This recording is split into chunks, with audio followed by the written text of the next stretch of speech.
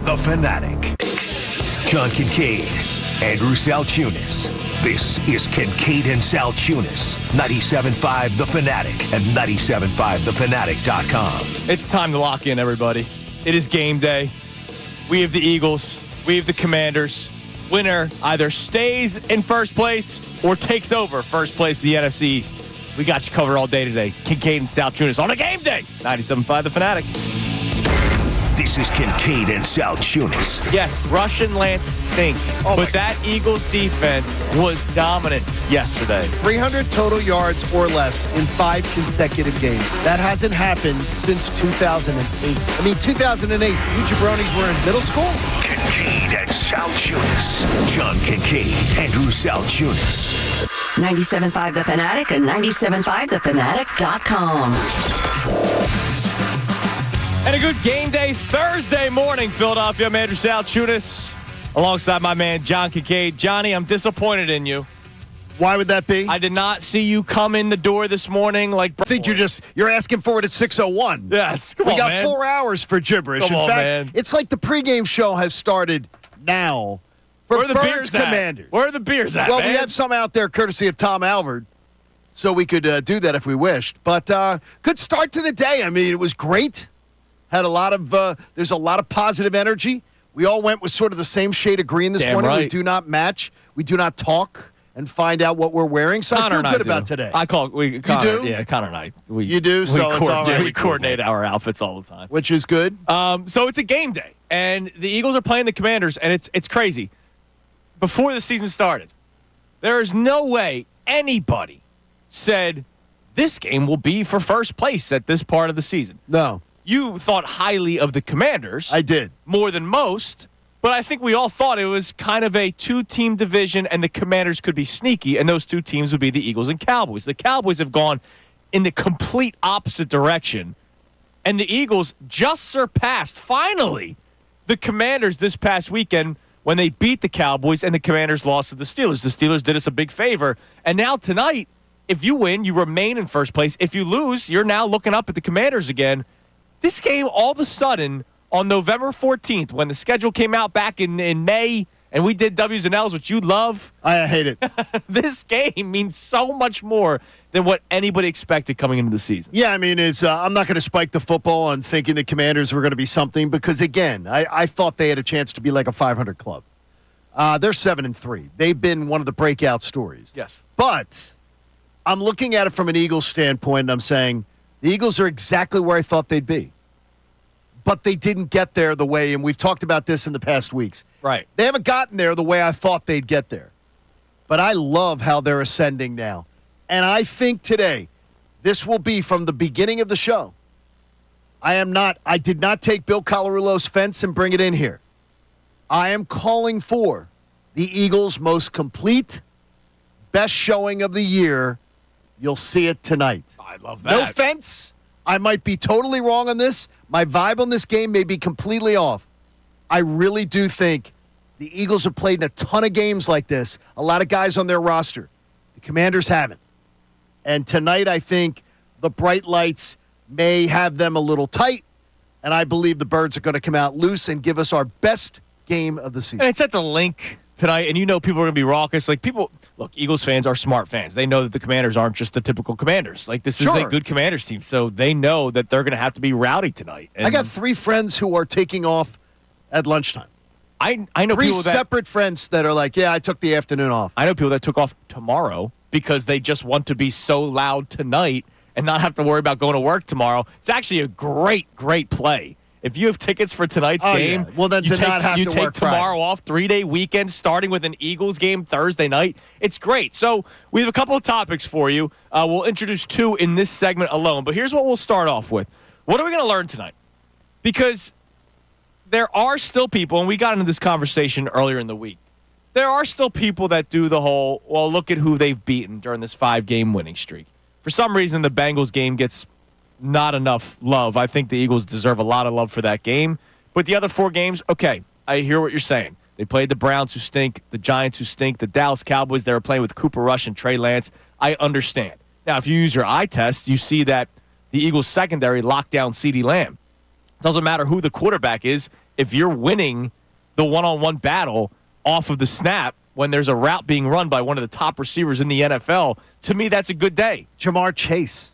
Exactly. The combination of Jamar Chase and Joe Burrow, they made them completely ineffective. Malik Neighbors. Again, I know Daniel Jones. Daniel Jones. No, but if you're still locking the guy down, I got you. whether it's Tom Brady or Daniel Jones, Tom Brady might make the throw, but it's going to be more difficult when you're locked down by the corners, by Brandon Graham in that Giants game against Malik Neighbors, which is amazing. The Eagles aren't getting enough credit for the past 5 weeks. So tonight is one of those games where people who do that, they haven't beaten anybody yet. Well, They're facing a 7-3 football team tonight. So if how this game plays out, and you said it's I think it will be their most complete game of the year, both sides of the ball. then what are we learning tonight? We're learning that the Eagles are true. Anybody who is sitting on the fence, anybody who is, trying to play that stupid game of they haven't played anybody. And again, for anyone you encounter today that says that, just say to them, could you tell me who they beat in 2017? Could you tell me who they beat in 2022? Then the person will shut up, and you'll say both of those seasons ended in the Super Bowl. You play who's in front of you. You cannot say, you know what, just to test ourselves, can we switch out the Panthers game for a Bills game? Right. Could we switch out that Rams game and maybe we'll, play the Chiefs again? No, you don't get to do that. Yeah, this isn't college football where you have like the impressive wins and strength of schedule wins that get you into the college football playoffs. I'm floored that people will still come with that. Again, anybody who brings that to you, just say 2017, 2022. The whole talking point was, well, they didn't play anybody. They played a really weak schedule, whatever. It doesn't matter. Sometimes that's your path to getting home playoff games and to getting to the Super Bowl. And nobody's complaining about that, right? And Nobody's teams use complaining it about every home year. field. I am so excited tonight to see. I don't think the Commanders have anything that Joe Burrow and Jamar Chase can throw at you. I really don't. I don't think that they have anything that the Packers, healthy in week 1, couldn't throw at you. I do respect the hell out of Dan Quinn and how his teams play. They play tight games. Yeah. They just play tight games. And his game plan, and I can tell you, from interviewing the man over the years, having him on the radio over the years, his game plan on road games when he's an underdog is to get it to the fourth quarter, find a way to win. Yeah. So they will do things in the first 3 quarters to try to bleed clock, to try to limit possessions, he will not be afraid to punt tonight. He will not be afraid to play defense and see what we can do. So to that, I'll tell you what we learned tonight. And look, you could say either it will be good or it will be bad. I think we find out exactly the true identity of this Eagles linebacking core tonight. Because if they're running the ball and getting the ball out quick, and oh, by the way, Jaden Daniels is a dual-threat quarterback who is mobile. That means guys like Zach Bond and Nakobe Dean need to be ready if he breaks contain and he starts running upfield. They have to be able to slow him down, bring him down, or at least put him in an area where somebody else can finish the tackle. I think we find out, and I think it's in a positive way. I think we learned tonight the true identity of the Eagles linebackers because they're finally starting to get recognized nationally. We have seen the great play of Zach Bond and the incredible story that Zach Bond has been all season long. We've seen the growth of Nakobe Dean all season long.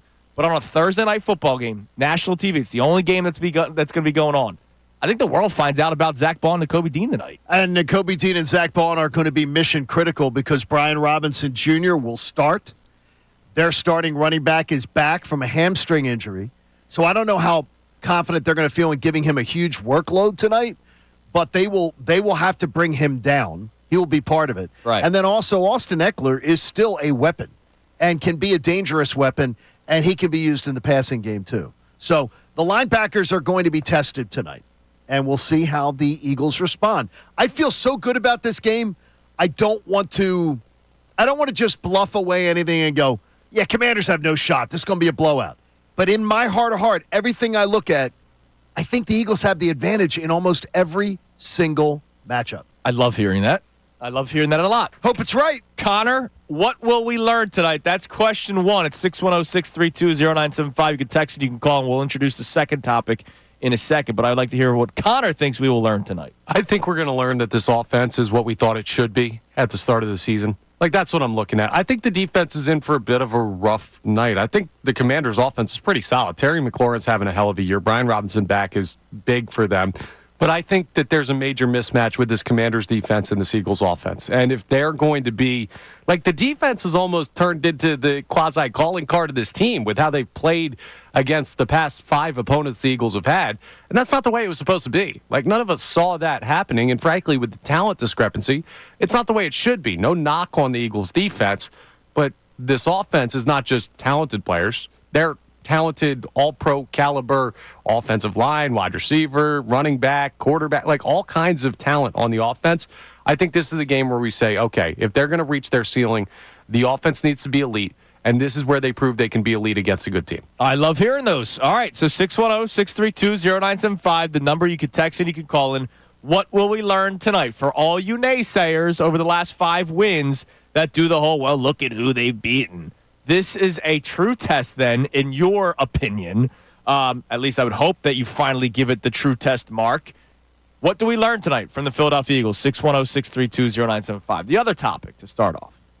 So yesterday, we did the NFL.com power rankings completely off schedule. I apologize. We were you teased it for like 3 seconds. We were like 30 minutes late. There's just so many good things to get into yesterday, there were. Johnny. So the Eagles came in at number 5, and that's not the point of this. The point of me bringing that up is the blurb. They always write the blurb from the previous week and some of the storylines for the Philadelphia Eagles. And I want to expand on this because we touched on it, but then we had to move on because we had other stuff going on. How do you react to this line from the power rankings from NFL.com? Again, the least biased of the power rankings. This isn't hot takey or anything. But they wrote in the blurb, given how last year unfolded, when Philly went from a 10-1 start to losing a road wildcard game, it's a bit foolish to look too far ahead, especially with more tough remaining opponents than easy ones. I don't get that feeling. That it's more tough? No, the foolish. Like, it's foolish to be confident in this Eagles team that you're starting to look ahead. I don't get that feeling. I feel very comfortable with this Eagles team. I feel very comfortable with them, too. And again, I want to know who wrote that blurb because that, again, I think it's one of those things where Peter King, we used to call it the Peter King principle, that Peter King can tell you so much more about the workings of the NFL than we can, inside information and things. Yes.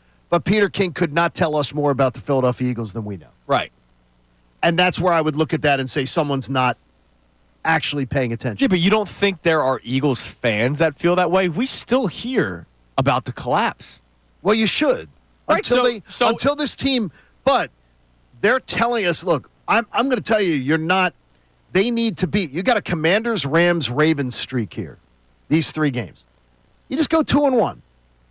Go 2-1 in the Commanders, Rams, Ravens. Two road games after this. Win this one, split your road games. You're 9-3. You have an incredibly comfortable final 5 games with the schedule the way it lays out. You should be able to do very well there.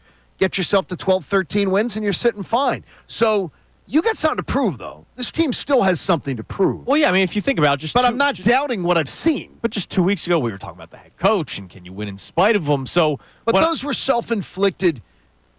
Those were self-inflicted wounds more. I think more of the critique this year about the Eagles has been on the internal implosions more than what teams have done to the Eagles. Was it not last year? No, last year the teams just beat the Eagles on the field. Dominated but they them. couldn't figure anything out. No, they beat the Eagles 2 on months. they beat the Eagles on the field. This team, what we've been talking about this year is Jalen and turnoveritis in the beginning of the year. An individual issue that he's fixed, and he's responded to it beautifully. Correct. Nick Sirianni and his ridiculous decision-making in the Jags game and the Falcons game. The meltdown press conferences are going to, the stuff that we've been worried about this year has been much more stuff that the Eagles can fix themselves. Last year, teams were picking them apart. Drew Lock picked them apart. That's a good point. I think it's the Arizona Cardinals picked them apart, just ran down their throats and threw when they needed to. Yeah, but you know what? It's funny. Amy Fadul joins us for the entire 9 o'clock hour every single Tuesday, right? She even said it when she first came in the other day. I don't like feeling this confident. I'm waiting for the other shoe to drop. She said that on these airwaves. And I imagine there are a lot of fans that feel that way. So when this guy writes this, I'll try to find out who wrote it. There are people who feel that way. Well, exactly. So I don't agree with it. I don't feel that way, but I don't think it was crazy to write because I imagine there are Eagles fans that go, yeah, man, I got to see how they play tonight first, and then how do they respond against the Rams and the Ravens? Because here's the deal. We're all thinking one thing. It's NFC Championship and Super Bowl. Like, we're not thinking just win the division and call it a day. I've told you guys, I've said it before, and I'll say it again. You guys are working January 26th. And I said it from the middle of the summer, and I'll say it again today. I think the Eagles will win tonight. We'll be 8-2. And we will be looking at them as one of the top 2 teams in the NFC. And I fully expect you guys are going to be busy NFC Championship game Sunday doing a pregame show. And I think they're right where tonight just confirms. And then they have the mini bye week like that. Yeah, the 10-game stretch. They would be, 10-day stretch. to me, it would confirm to me the Eagles are exactly who I thought they were. And it is amazing. You said it earlier. By the way, the name is Eric Edholm. Oh, I know Eric. No, he's real. Well, okay, there you go. I respect his football acumen very much. I do not respect that take. Okay. Very much. But it is amazing. You said it, and we've talked about this a couple weeks ago, about they are record-wise where we thought they were. I think they're pretty much exactly where Like, all I think of us when we thought. did W's and L's and the way I was able to trick you into doing W's and L's, I think we were all at like 7-2. Yeah, I mean, pretty much. I'm Like exactly 6-3, 7-2. I'm exactly where I thought we'd be. So there it is. It's not the way though. No, of course I expected that the Cincinnati game. I'm looking at that one, going, okay, that'll be a loss. I had that one as an L. Yeah. And the Falcon home game, I'm going, well, that's going to be a win. You know, I had them losing to the Packers. That's why the stupid win-loss game is the stupid win-loss game, as I call it. It's 7-2. It is. So we were It right. gets you the same, we were right, John. It gets you to the same place. And when I bet over 10.5 wins and over 11.5 wins on my BetParks app, I'm really happy with that. Absolutely. And I did do the one ballsy over 12.5. Maybe that comes true, too. It could happen. So, That was just taking a flyer. That wasn't confident. How do you react when you hear this line from the NFL.com Power Rankings write-up yesterday? Given how last year unfolded, when Philly went from a 10-1 start to losing a road wildcard game, it's a bit foolish to look too far ahead, especially with more tough remaining opponents than easy ones. Connor, your reaction to that when you hear somebody maybe saying something truthful, but it's just not how I feel? It's a lot more how I feel than it sounds like you guys feel. Interesting. And it's not so much like worry, it's more I need to see more. I'll tell you what, in past years, and this has nothing to do with the collapse of last year, it has to do with the quality of opponent for me. But in the past years, if the Eagles had beaten 3 out of 4 teams by 20-plus points, I would say this team's going to the Super Bowl, no doubt. Like, I'm all in, lock, let's go on a run. But there's still multiple teams out there where I'm like, I don't know. I'm nervous about those matchups. Like, I'm nervous about tonight's game. I'll tell you, I think Washington is a solid football team. I think the Eagles are better, but I've got to see this against a winning football team, and we haven't seen that over the past 5 weeks. So you are somebody that does the, I got to see them beat someone of note. You're not taking. You sound a little like Amy. You're not taking away what they've accomplished the last 5 No. weeks. I think they're a very good football team. I do. Like, my eye test tells me this team is good. But I am going based on my eye test, and I don't believe that I have concrete evidence based on what we've seen on the field to say, well, yeah, this team's going to go on a run. Like, I've got to see them prove it to me. And it's not just last year. I think it's just natural with the quality of teams they played. I wonder if it's equally as much eye test as heart test. Because all of us as sports fans have had our hearts broken, so we have defense mechanisms that get set up where when we start to see, we've all met, and ladies, I'm not being sexist here because you guys have met men like this, but we've all met women in our lives, and you meet them and it looks great, and then you start seeing the warning signs that make you want to run. Yes. That's the same thing that happens in a sports season. I'm still looking for those, hon. Guess what? She's not listening. Neither of our wives listens. What will we learn tonight? For those of you who say, I need to see them beat a good team, or I need to see them play a good team before I give an opinion on the Eagles, what do you learn tonight? It could be a good thing. It could be a negative thing. What do we learn tonight during the Eagles-Commanders game?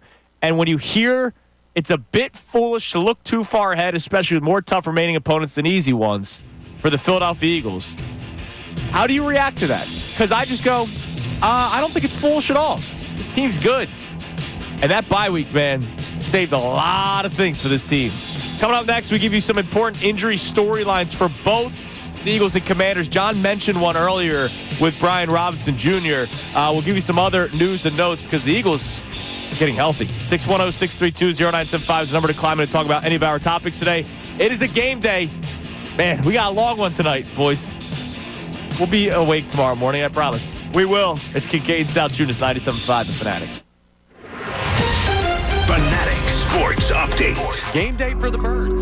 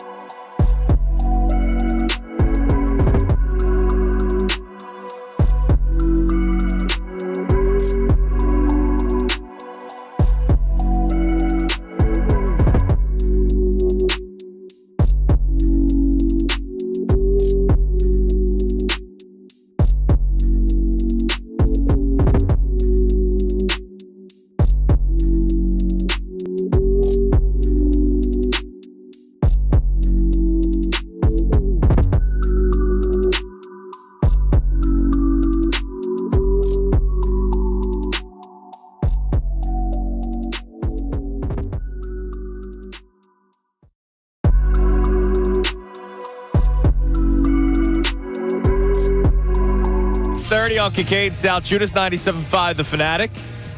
Our two topics today: what will we learn tonight for the Philadelphia Eagles, and how do you react to the line from the NFL.com Power Rankings, where they say, given how last year unfolded, when Philly went 10-1 to losing a road wildcard game, it's a bit foolish to look too far ahead, especially with more tough remaining opponents than easy ones. We'd love to hear from you on that at 610-632-0975. Now, the schedule portion of it is true. Sure. Commanders, Rams, Ravens, and then you still throw that Steelers game in that final 5-week stretch. Yeah, the Steelers game is going to be very difficult. Yeah, so what did I say? His name's Eric Edholm, who wrote these up. Yeah, sure. He's not wrong in saying that part, that the schedule gets more difficult than what they've experienced over this 5-game winning streak with the Browns and Giants and Bengals, Jags, and Cowboys. But to say it's a bit foolish to look ahead, who are you talking to when you say that? I think what he's saying is that the perception, I think he would speak from a perception league-wide, is that don't make any grand pronouncements on the Eagles based on last year, or you might look really foolish. Because I got to tell you, I had last year completely wrong. I was not happy when they were 10-1 with the way they were playing. I kept saying it, kept getting scolded for it. And then even when they started to lose a few games, I was completely convinced it would all be fixed. Absolutely. I never in a million years saw last year happening. Right. Last year's going to be one of those scars that I'm going to remember for a long time. Because it was something that I never saw happening and never believed it would happen. Right, but we have the context to try to see why it's better this year, and upside with the defense is one of them. The coordinators is a big one. Well, the defense is a huge reason. Yeah. And Vic Fangio is a huge reason. And Cooper DeJean and Quinyon Mitchell are huge reasons. That, seeing Nakobe Dean, that he's a legitimate starting linebacker in the NFL, and Zach Bond, who we didn't know. Honestly, talking about last year is sort of tedious because of the fact that they're a completely different team. Right, absolutely. All right, so we'd love to hear from you, 610-632-0975. We'll check the text line later on this hour. But some injury news on both teams, more positive for the Eagles. Jordan Mailata will be playing tonight. That's good. So he's back following his stint on the IR with the hamstring injury. Look, credit to Fred Johnson. I thought he did an admirable job. I'm not going to say spectacular job. He had some bad moments. I don't want to say bad moments. Like him one-on-one with Brian Burns is not necessarily his fault when Dallas Goedert was also out and they didn't have that protection on the left side of the line. But you got to give the guy a lot of credit because he first played at right tackle earlier this season when Lane Johnson missed some time. And then he has to all of a sudden play left tackle within the same season. That's no easy task. So I give Fred Johnson a lot of credit, but it's good to see Jordan Mailata back at left tackle, and everybody else is healthy for the Eagles. The Commanders, on the other hand, are still dealing with a lot of injuries on a short week, and even though the guys that are questionable, these are some pretty big names. So they're going to be missing linebacker Nick Bellore, Marshawn Lattimore, who they acquired at the trade deadline. He won't play. He won't make his Commanders debut till after. They say a week from now he will. Which, hey, perfect timing. We'll take it. Yeah, yes. Exactly. We wish him all the health in the world. And then Austin Siebert, their kicker, is out. So they're going with the backup kicker. Now, he made 2 field goals last week and kicked all the extra points. Right, but still, you never know. Never know. You never know. Not everybody's Jake Elliott overtaking. That is correct. Cody Parkey, was it? Cody Parkey? He took over Cody Parkey and then hit the big 61-yarder. They have 3 players listed as questionable. Now, here's the amazing thing. They're all offensive tackles. So Brandon Coleman, Cornelius Lucas, and Andrew Wiley, who's one of their starters, they're all questionable. So they have 3 guys, 3 tackles, left and right side, listed as questionable, which that doesn't mean they're not playing, but it means they're not 100%. And here's what the Steelers did. Look for Nakobe Dean to shoot that gap quite a few times tonight. Mm-hmm. Look for Jalen Carter to be a public menace that has to be. Then look for Milton Williams. The Steelers collapsed tackles in and just that was where they were getting to Jaden Daniels. Yeah. Jaden Daniels was getting rid of the ball really fast. To his credit, he did an amazing job. Well, that's a lot of their scheming, yeah. But he was constantly under duress, and Jaden Daniels was throwing it at a running back's feet. Yeah. Or whatever, to make sure that he wasn't going to get the intentional grounding. But that kid was getting rid of the ball extremely fast. the defensive front of the Steelers made it miserable for him, and he still had a lead in the fourth quarter. Right. And now that's why part of what we learned tonight is I think we find out the true identity of the linebackers, because if that's the case, if you're going A gap, either blitzes with the Kobe Dean and Zach Bond, are they getting home? And if not, they're going to have to be ready to keep the outside protected. If Jaden Daniels breaks contain and goes to his left or to his right, you don't want him scampering for first downs every single time that he breaks away. We've seen that happen in the past, especially last year. I mean, how many times did we see in Eagles games last year in the second half of the season when everything was falling apart, the third and longs that they kept on giving up, whether it was a tight end just found wide open in space or the quarterback would break for a first down. I mean, that's what killed them last year. They would get to third down. To Sean Desai's credit, to eventually Matt Patricia's credit, they would get to third down, but then they could never get off the field. I would also suggest to you, if you look at the completion charts for Jaden Daniels, there may be a way. He is comfortable rolling to his right and throwing. He is. So that's maybe where the Eagles will try to not allow him to get to his right, try to flush him to his left, where he's not as comfortable throwing the football.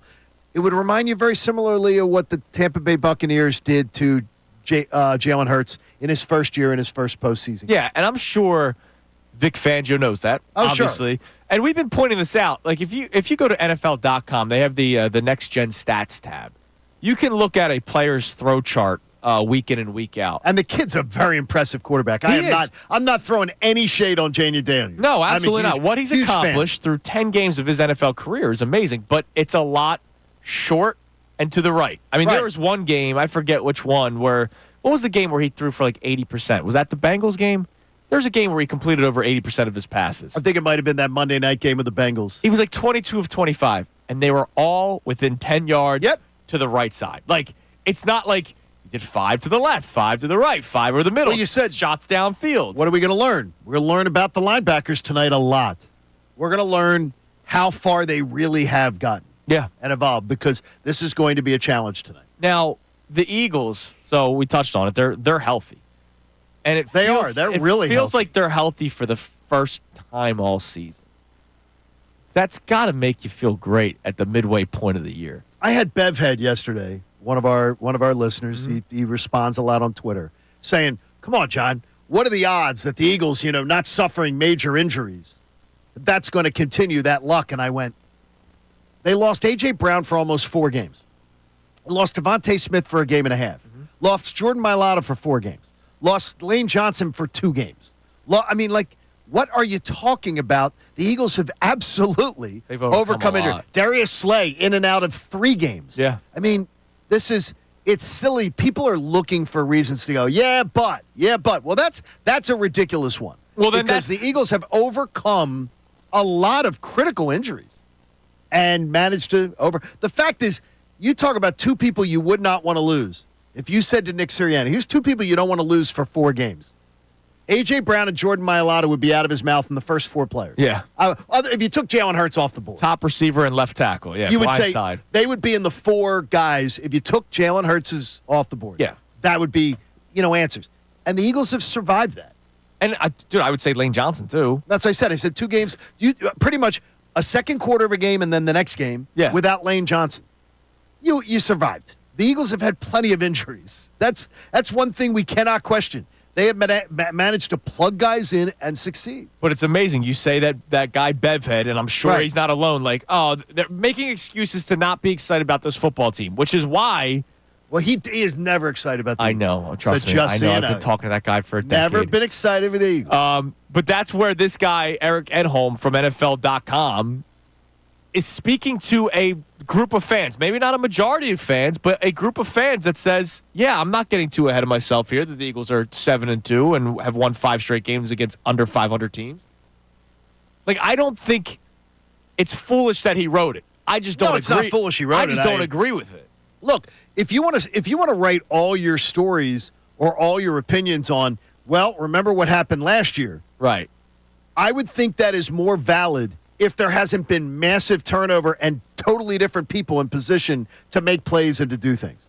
The linebacking core, completely different. The secondary, completely revamped. The defensive coordinator and offensive coordinator, completely revamped. So I really don't think that was a good point on Eric's part. Yeah, Okay. but I do think there's part of it, right? If you take the last year part of that line out, there would still be people, I think, this year in a vacuum where you see who they played and they say, okay, I get it. I hope you guys are right. My thoughts is that you guys are right, but to truly believe it, I got to see them beat some high caliber teams. Right. Okay, and that's fair. I mean, it's fair. And I'm sure there's a lot of people that are going into tonight with that thought. I guess Packers don't count. I mean, with people. No, they do. But again, that was what, 2 months ago now? People now- Okay, forget. well then now- now we keep we. But there we you have go. said, Becomes a million that was a parameters. different team. The Eagles' first 4 weeks is different than Yeah, what and we've they seen the beat last the 5 Packers weeks. when they weren't playing great. That's a good point. I'm just saying, it was a while ago. People want to be reminded. Right. All right, so here's what we're going to do. We're going to check the text line next on our 2 topics today. What will we learn tonight when it comes to the Philadelphia Eagles? It could be a positive thing. It could be a negative thing because they're playing a legitimate opponent. For a lot of you that say, I need to see them play a real team, you get that tonight. And how do you react to this line? Given how last year unfolded when Philly went from a 10-1 start to losing a road wildcard game, it's a bit foolish to look too far ahead. 610-632-0975. It is a game day Thursday morning on Kincade Salciunas. Don't forget, Andrew DeCecco joins us for the entire 8 o'clock hour today, right here on 97.5 The Fanatic. Mike Missanelli. I thought they would get it.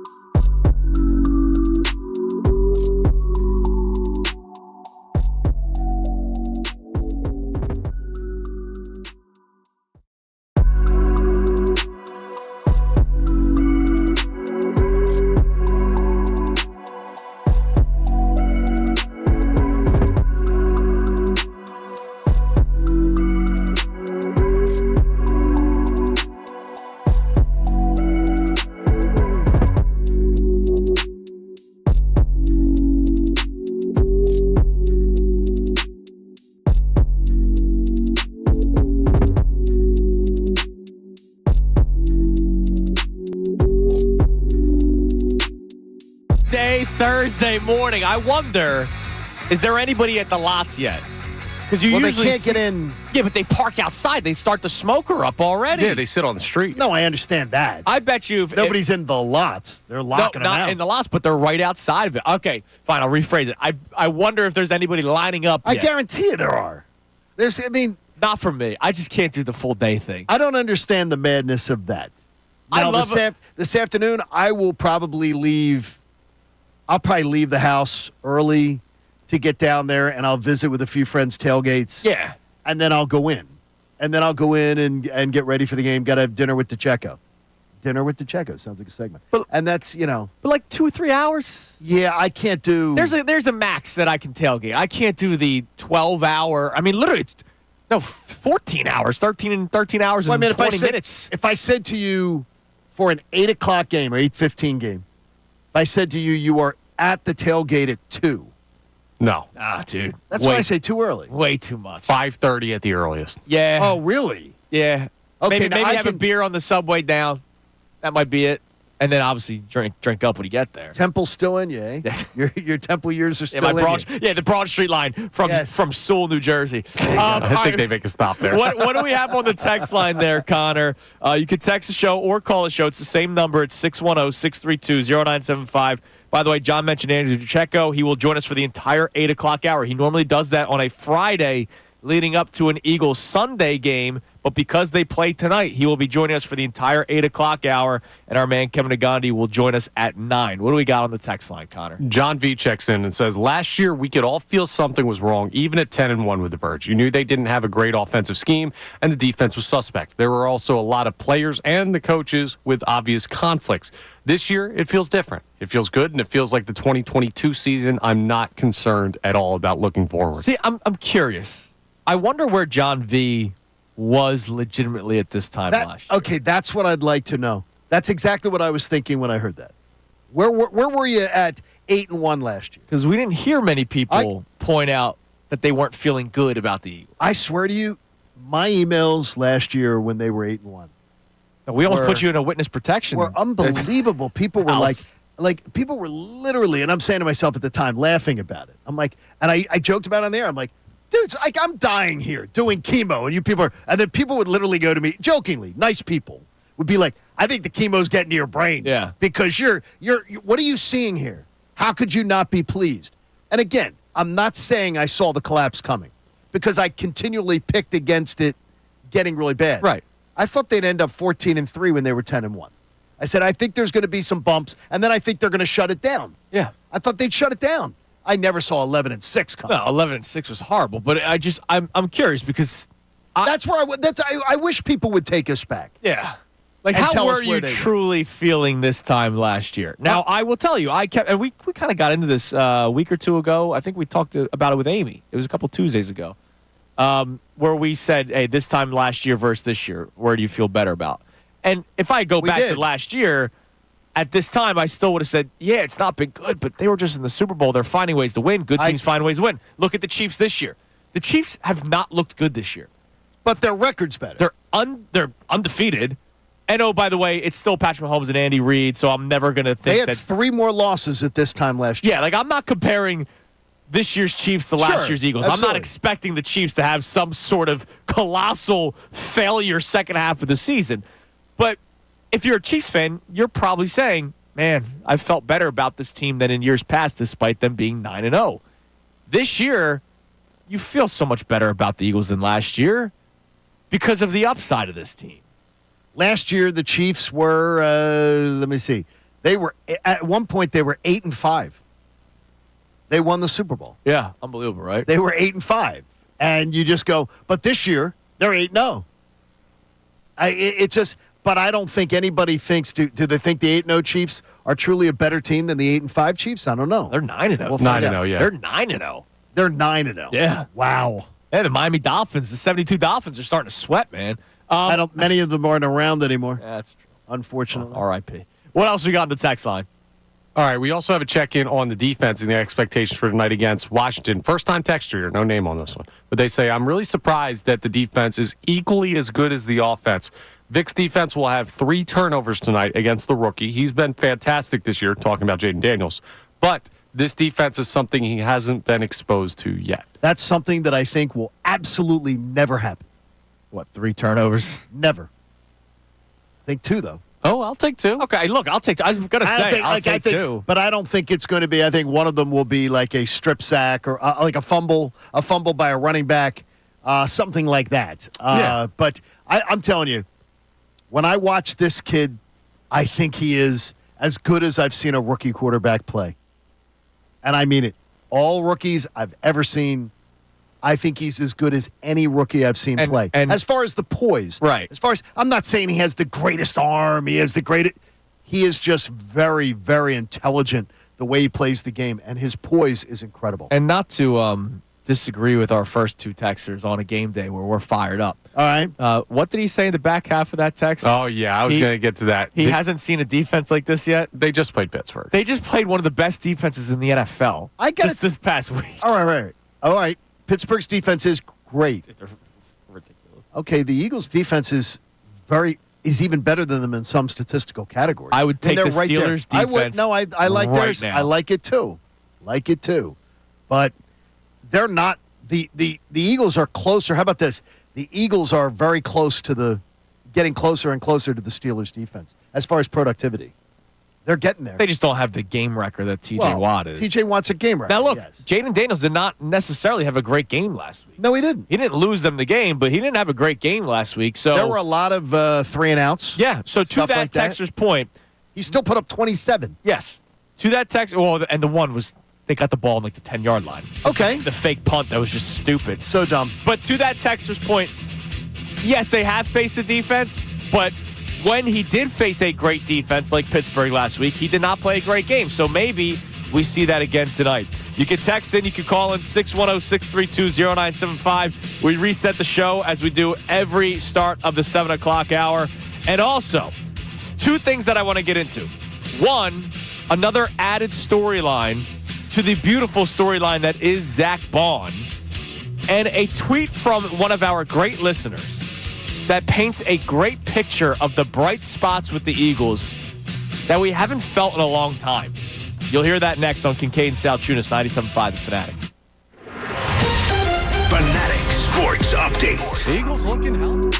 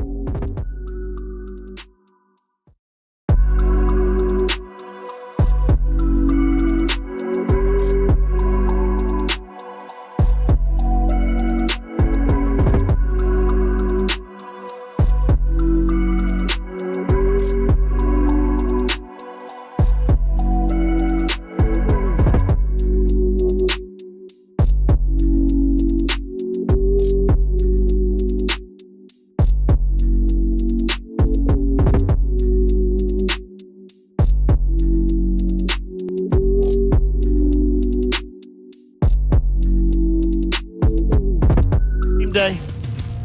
I can't A Thursday morning. And you got a game day here on Kincade and Salciunas on 97.5 The Fanatic. It is a day when a lot of people are going to cut out of work.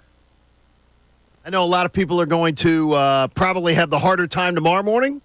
Yeah, it'll be a tough turnaround tomorrow. Especially for us, right? Yeah, right. And Especially pregame for tonight. us. How about the Eagles wrap it up quick and they run the ball a bunch and they win this one in a quick 2.5 hours? No, it could happen. This could be a quicker game, even though the other day the Steelers-Commanders game went on forever. Forever. Yeah, but I enjoyed it during the pregame show. There was a lot of not the clock running. Hi, I'm here. Welcome back. Incomplete passes. How are you? All right? I had to go use the lavatory, and I saw two people out there that were here for, what do you call them, Stan and... Peter and Stan? Peter and Stan. They were here for the Peter and Stan show, and they were just standing, scared. I was like, here. Well, wasn't Corey available? Corey's also on the air, so... It's nice of you helping that What other about program Melinda? over ours. Wasn't Melinda? Weren't Corey and Melinda there to help them? That's who I spoke to. I was able to get to Melinda, and then I was able to get them in there. If people can't know, when you come here to our studios, when you get off the elevator, you turn to the left, you head towards us, you turn to the right, just follow the rose petals. Yeah. Right over there, they take you right to either Andy Summers, Candy Winters. Yeah. They take you to her. And they put you on one of those comfortable couches with the big person with the big fan. And they carry you, Yeah, right? And they feed you grapes in your mouth. When I saw Peter and Stan arrive one morning, and I couldn't believe getting on top of the thing. They were like Egyptian pharaohs. Yeah. It's nice of you helping out the competition, though. I hope tonight, if the Commanders look like they're a little confused on offense, Nakobe Dean just helps them towards Listen, the end man, zone. I'm trying to help people. It's the holiday season. It is fun. By the way, I would like to help.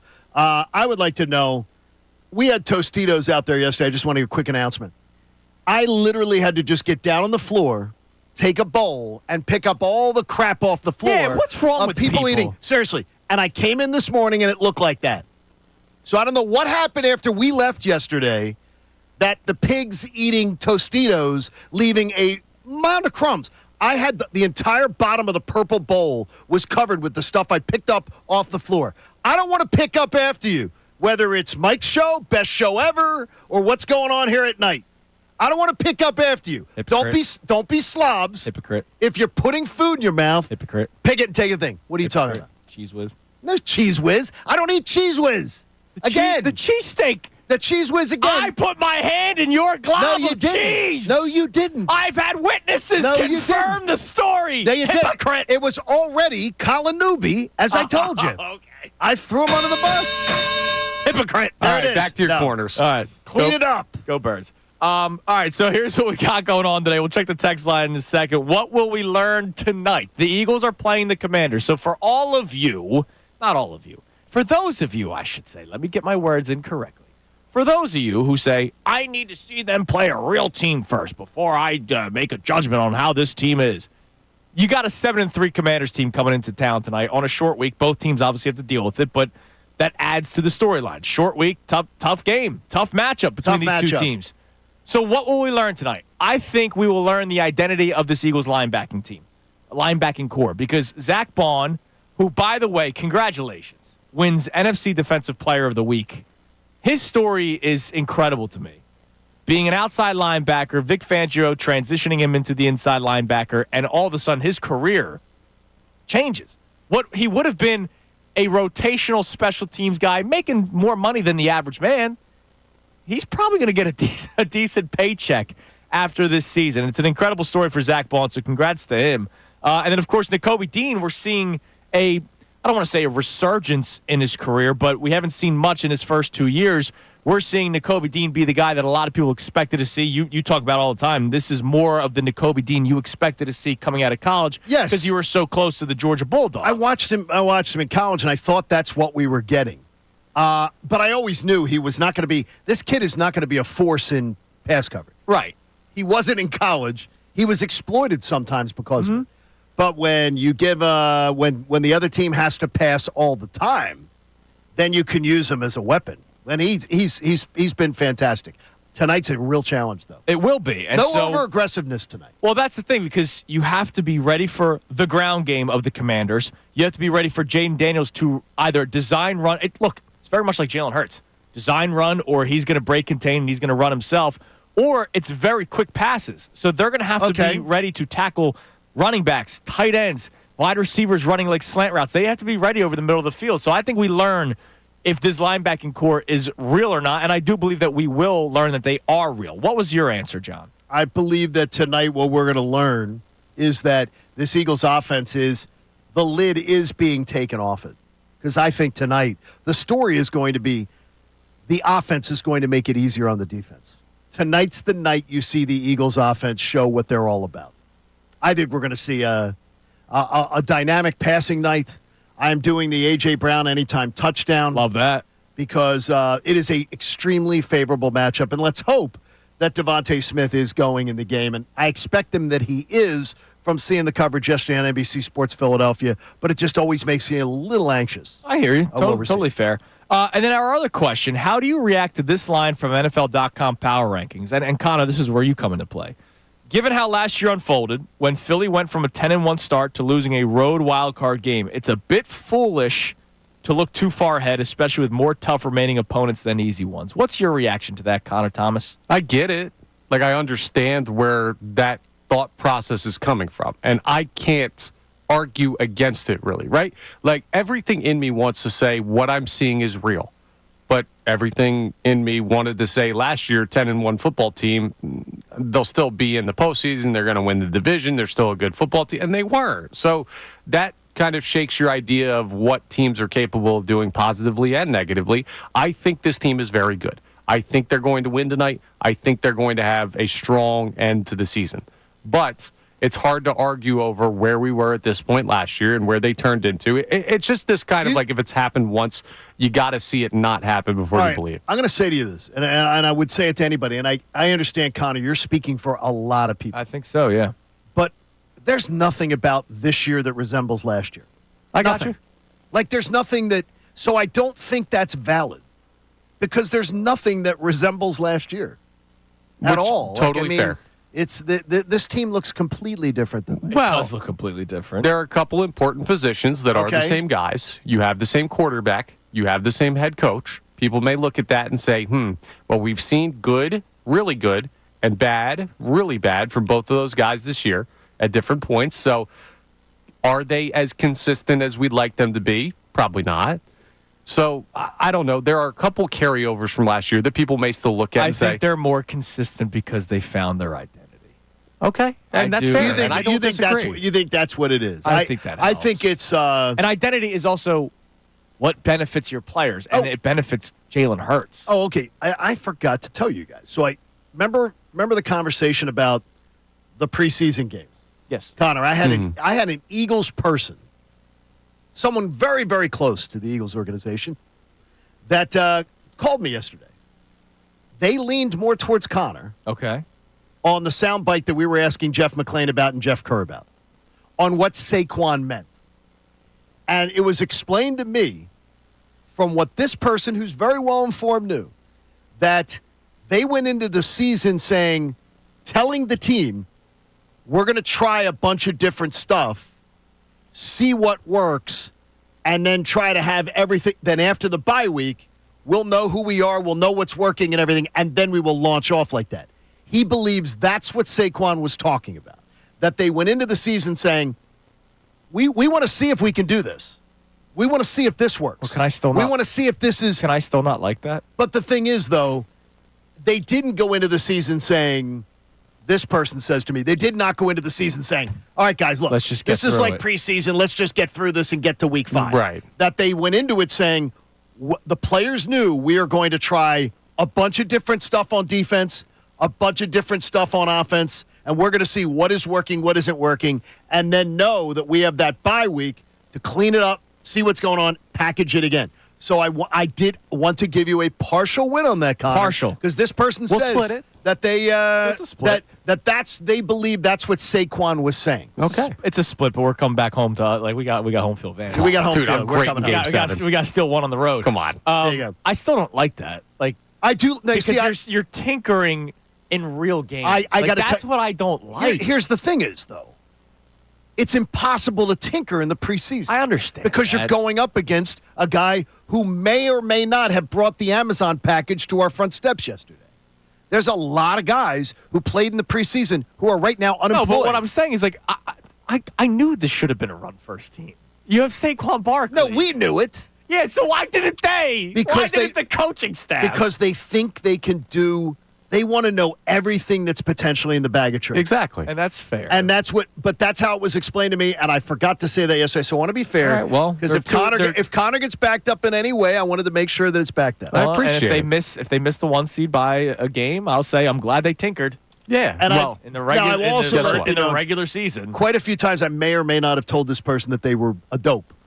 So it could be. It could you work call that me way a dope too. We got that. But you know what though? Real quick on that, there's one person that deserves a boatload of respect for that approach, and it's We all fertilize. Do you know how hard it is to be a head coach whose job is so under fire in a city like Philadelphia after the year he had last year, to come into a season and be willing to say, we're going to find out what works best in the first 4 games? Not, hey, we got to hit the ground running. We got to do it this way, my way, because this is what I need to do to save my job. For Nick Sirianni to gamble on, we could figure this out by the bye week and hit our stride and survive that. And I'm going to wear everything I'm going to have to wear from this city while we figure it out. That is admirable as hell. Oh, God, I hate to say it. I agree with Connor. I will refuse to do it just so that we're not fully on board. Yeah, because we can't be. 3 people on a show can't always agree. I would say that is, I agree with Connor. I find a lot of things about Nick Sirianni admirable. Yeah. And I find a lot of things about him completely, absolutely annoying. Also fair. I mean, that I say he complicates the easy things, but I admire that approach. So here's what we should do. We should send that clip to John McAfee. Well, that John wouldn't necessarily get it because the John that we were talking about, they may not understand that John of what we're saying. Somebody's probably tuning in for the first time and hearing you saying that and saying, what the hell is this guy doing? He doesn't know how to use John. It's so bad. But somebody should send that to him. Stop using because he thinks that Nick Sirianni gets zero credit in this city. And Connor Thomas and John Kincade just gave him The weird credit. thing is the day he said it, Philly Morning Sports Radio was not being critical. literally started the show with, let's begin the show with, we have no issue with Nick Sirianni, and he did a magnificent job. And that's how we started it. So it's just like, he's not constantly getting ripped on. It's when he gives us the material that we're all over it. By the way, I just saw a video from Fox 29 Philly. There is somebody outside with the smoker. Hell yeah. Outside the lots. Yeah, brisket on that thing? That was at 6:20 this morning. I saw the video now, but 6:20 in the morning, somebody's already smoking. Wait, the brisket? Yeah. Okay, I want Probably. to find that person later. Can I find that? Well, he dyed his beard green. By the way, if Now, E-Rock... do you do that the night before, or do you do that when you wake up? Well, you didn't do it this morning at 4 a.m. No, you Why do it not? this morning. That's what I'm saying. do it. You don't go to sleep with the dyed If beard. you're a real fan, you do. I think E-Rock is probably close to a rival, I would guess. We see E-Rock bouncing around all these things all the time. We do. So That could be. All right, give us a text, and then I want to read a tweet from our man Slippin' Benny, who's one of our great listeners, one of the great Philadelphia Eagles and Philadelphia sports fans that we know. And he put out a tweet that put such a smile on my face that I want to have a deeper conversation with in regards to where we've been when it comes to the Philadelphia Eagles. But what do we have on a text line? You guys ready to go behind enemy lines? yes. So Josh from Westchester checks in and says, I'm a Washington Commanders fan.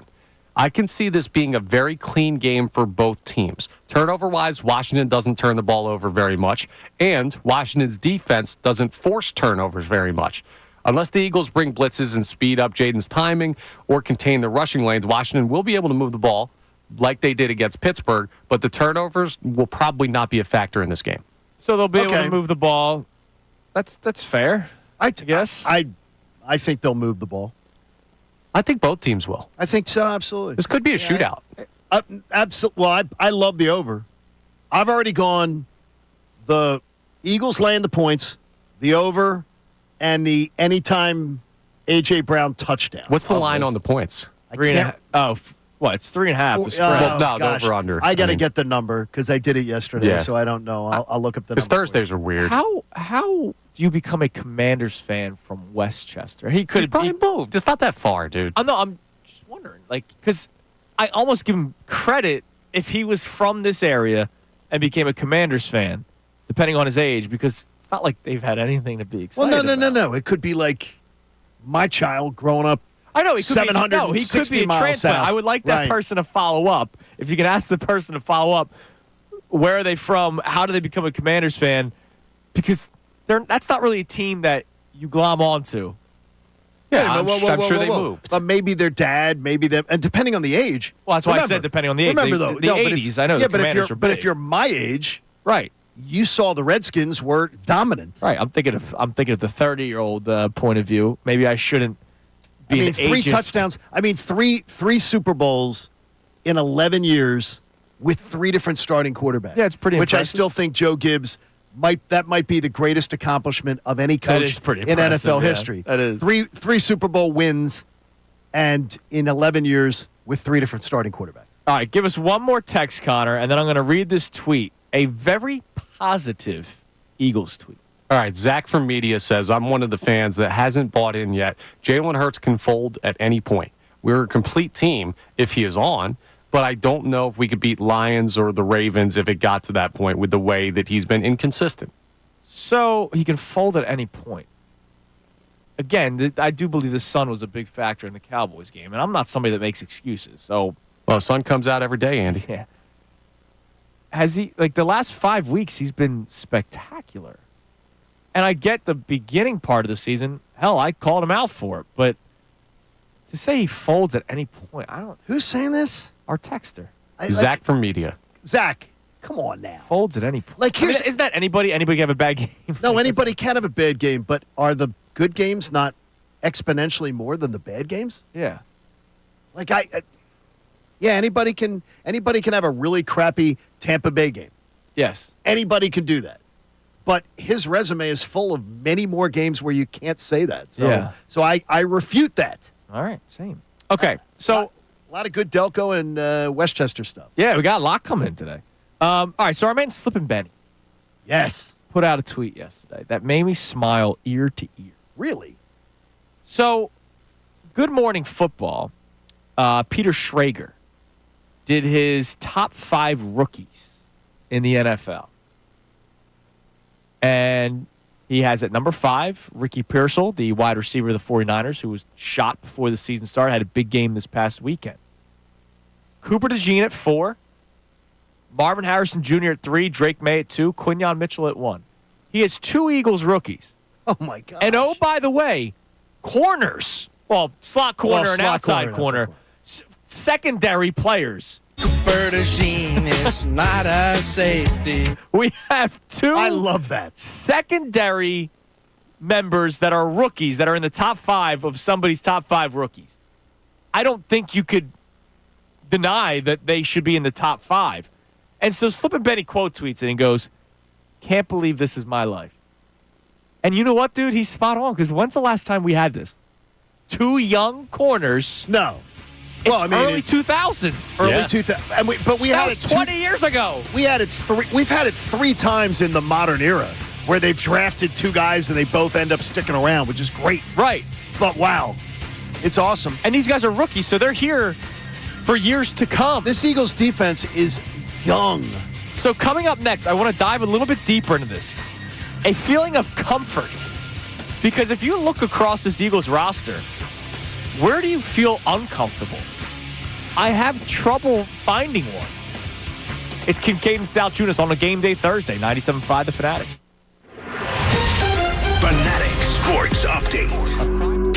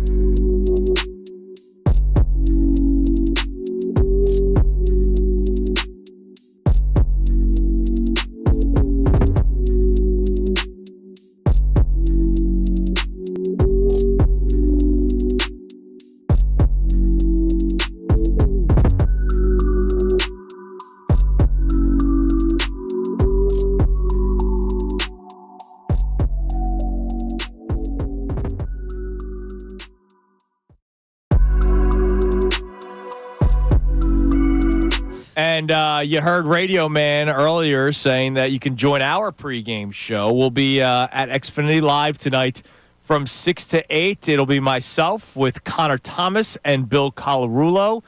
Starting at 6, right after the best show ever, and we take you up until kickoff on Thursday Night Football between the Eagles and Commanders, the biggest game of the season to this point for the Eagles. A win keeps you on top of the division. A loss, the Commanders jump you once again. So, And you're in trouble. yes, You lose this game tonight, you're in trouble. you got 3 conference losses already. And the Commanders will have 1. They will have the head-to-head 1. Right.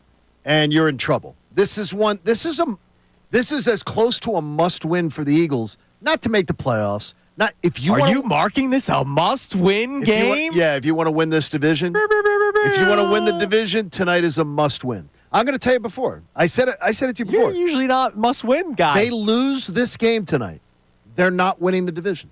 Wow, he's got a lot to say. I have a lot to say. Mr. Kincade. Yes. Because you're usually not a must-win guy. Because you have to hope that a bunch of also-rans are going to beat the Commanders for you. And Right. by the way, beat them multiple times, and that you'll then go down to Washington and beat them there. Again, right. When you couldn't beat them in your own building. I will say this boldly and beautifully. You will not win the division if you lose tonight. So this is indeed a must-win game To alert. win the division, yes. Because you're usually anti-must-win. No, it's must. No, I'm only anti must-win if it's a math thing. This is you want to win this division, you win the night. You got to go to the Ravens. You have to go to the Rams. Yes. You have to play the Steelers.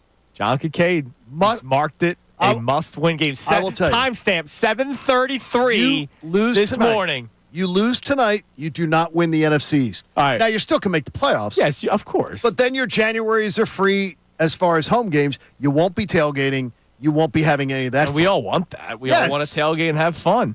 We'll check the text line in a moment, but I want to expand on this a little bit. So our man Slippin' Benny yesterday, I saw the tweet because of him. He quote tweeted Peter Schrager's top 5 rookies, and he has 2 Eagles: Cooper DeJean at number 4, Quinyon Mitchell at number 1.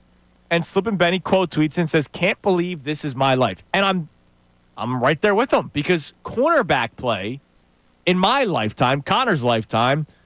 We've had some years here and there. I mean, Asante Samuel, but he was a free agent addition. Or spare parts. Or guys spare that parts. were picked up at Yeah, like the early years, of course, with Bobby Taylor and Lito Shepard and Troy Vincent. That's a different story. But that was 20 plus years ago. I'm surprised you still remember them. In our video games were a big deal back then, Johnny. Okay, they were. NFL Street, baby.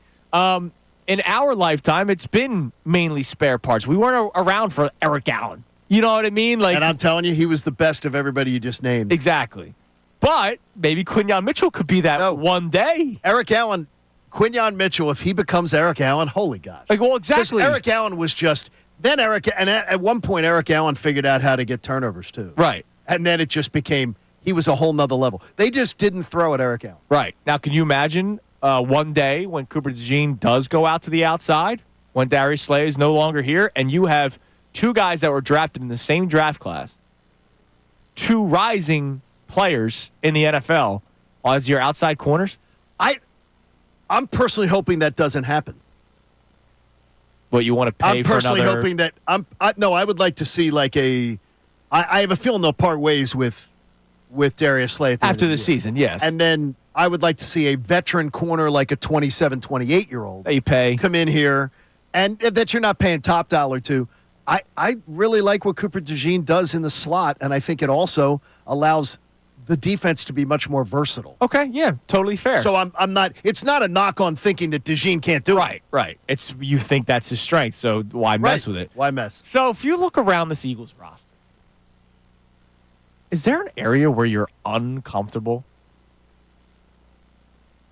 Like, seriously. Uncomfortable? To me, I want Lane Johnson's replacement. No, I'm And that's saying, like, and Fred, by the way, that's not a slander on. That's not a side eye at Fred.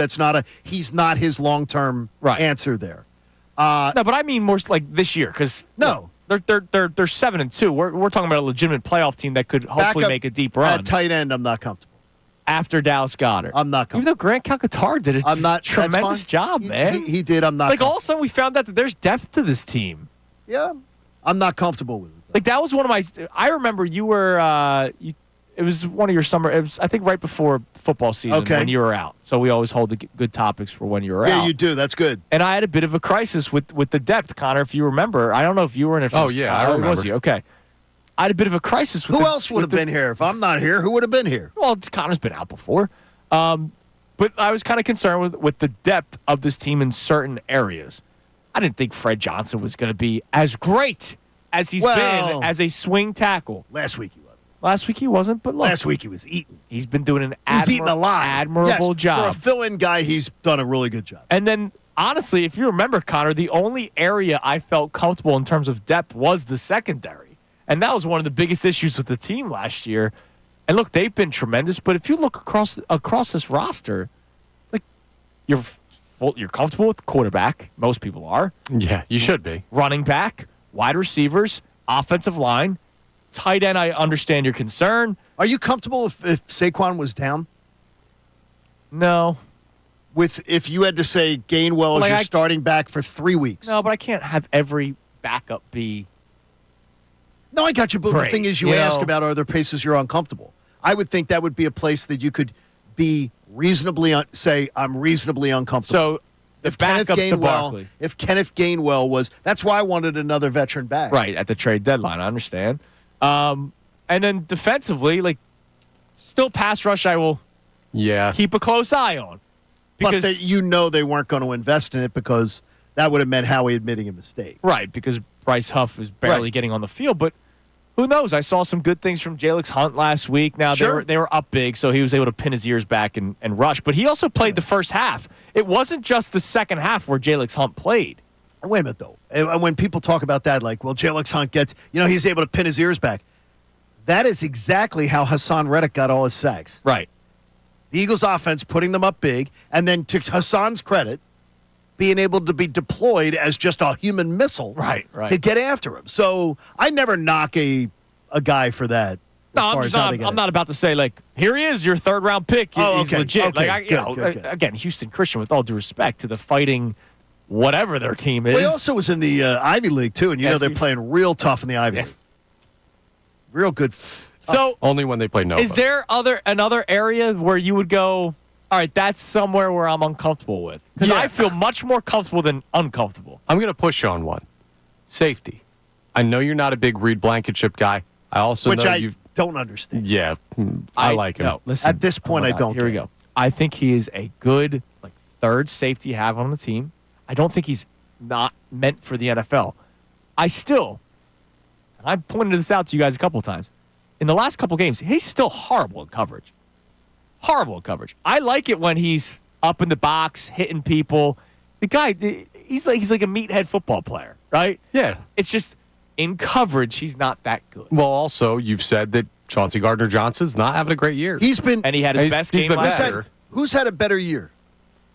Reed Blankenship or Chauncey Gardner? Reed Blankenship. Okay. Yeah. That's good. I mean, then you're being fair. Yeah, and you also say that guy's a third safety. So do you feel comfortable with the position where you say a guy who is not a starting safety is having a better game than the other guy who's your top safety, or better year? Well, I still expect Chauncey Gardner-Johnson to turn around at some point. And I do too. And I saw it this past, it wasn't just the interception. I saw him play a good game last week. He did. He played his best game of the year. I'm hoping that continues to grow. And then, who knows? I don't know what Sidney Brown's future is with the Eagles, right? There's a lot of people that cover the Eagles that say he's above Reed Blankenship at some point. I think Sidney Brown will one day supplant some of the playing time for Reed Blankenship and create superior depth. And now I'm happy. Now Reed Blankenship is the guy that I expect him to be, and I'm happy. But you've never even seen Sidney Brown prove to you that he can do that, and it would make you happy to think that he replaces Reed Blankenship. At some point. I don't understand that mentality. He just doesn't like Reed Blankenship. I don't understand the mentality. I don't necessarily like him when his job is to being covered sometimes. He's not very good at it. He's got, 2 picks this year? Yes, he's got the most picks in the secondary, they weren't right? coverage interceptions. Oh, jeez. Here we go. He turns the ball he turns the ball over when I see the other guys that are supposedly more talented in the Why secondary. Are you snapping? He didn't. I'm saying You're No, being but I'm saying unfair. is when they you're making it sound like Fair. they just said, "Here, Reed, take the ball." I never. He Oh my made God. plays. I know he made plays, And he catches the ball, unlike the other guys in the secondary. I who literally. don't. The point was, I said I don't like him in coverage, and then you asked how many interceptions he had. They weren't coverage interceptions. He was playing. Okay. safety Covering somebody. over the top. He's covering somebody. and he made the interception. What do you mean he's not in He didn't coverage? jump the route. What on do you those mean plays? he's not in coverage? Oh my God! Here we go. By the way, That's Anti-Ed Reed ridiculous. Blankenship. well, we'll ask the real football guy out there. Andrew Oh, he's Pacheco. here. I won't stand for this. He joins us anti-Ed for the Reed 8 o'clock hour.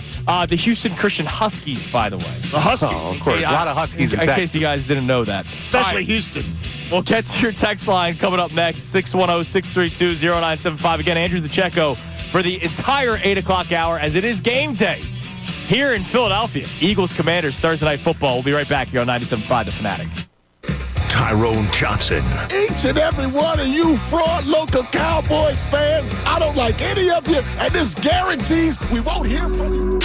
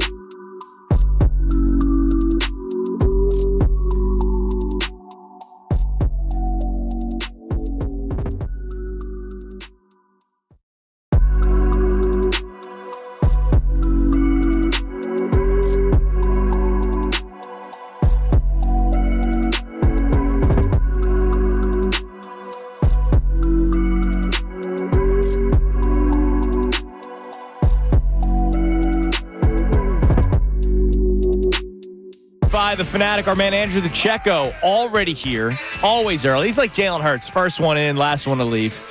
You know? No, he'll leave before us. That's true. But he'll leave before first us. one here, last one to leave. He's the Jalen Hurts of sports talk radio. We man. love He's him. always prepared.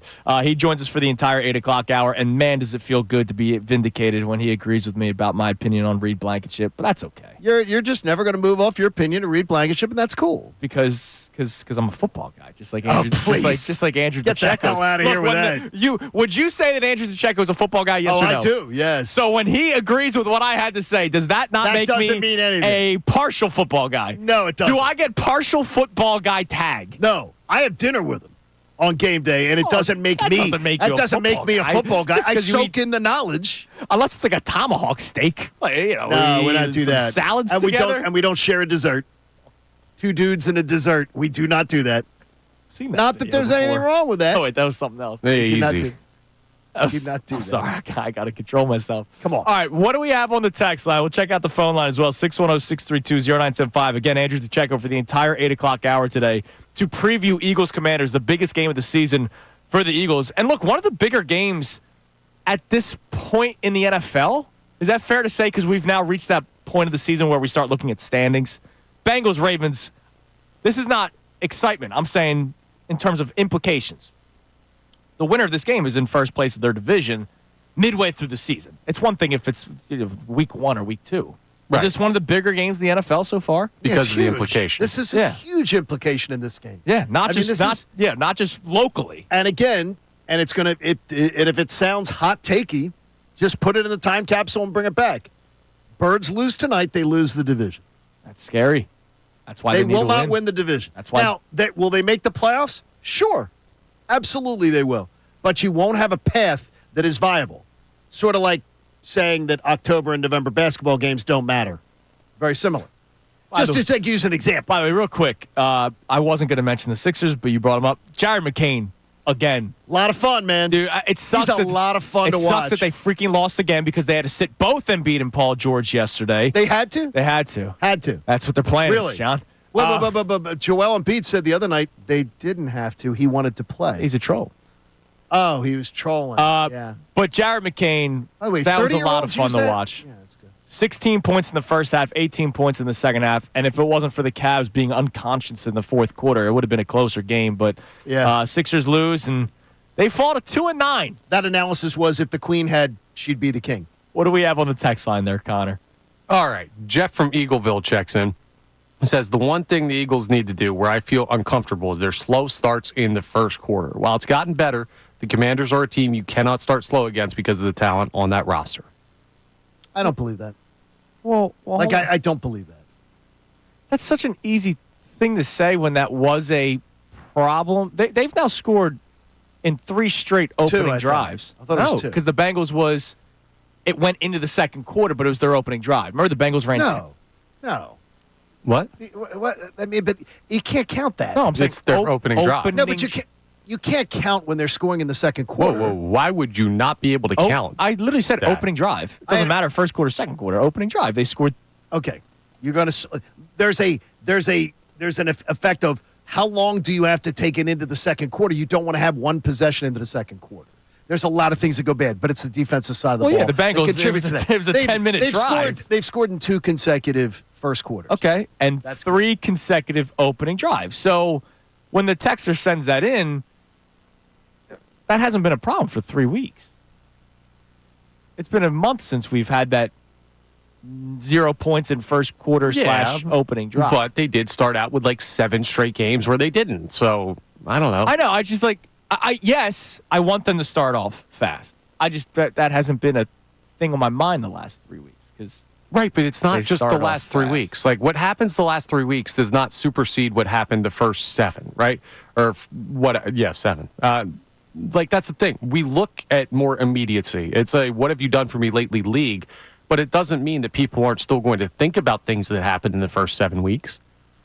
no, I get it. That's fair. I'm surprised that's what's on somebody's mind today.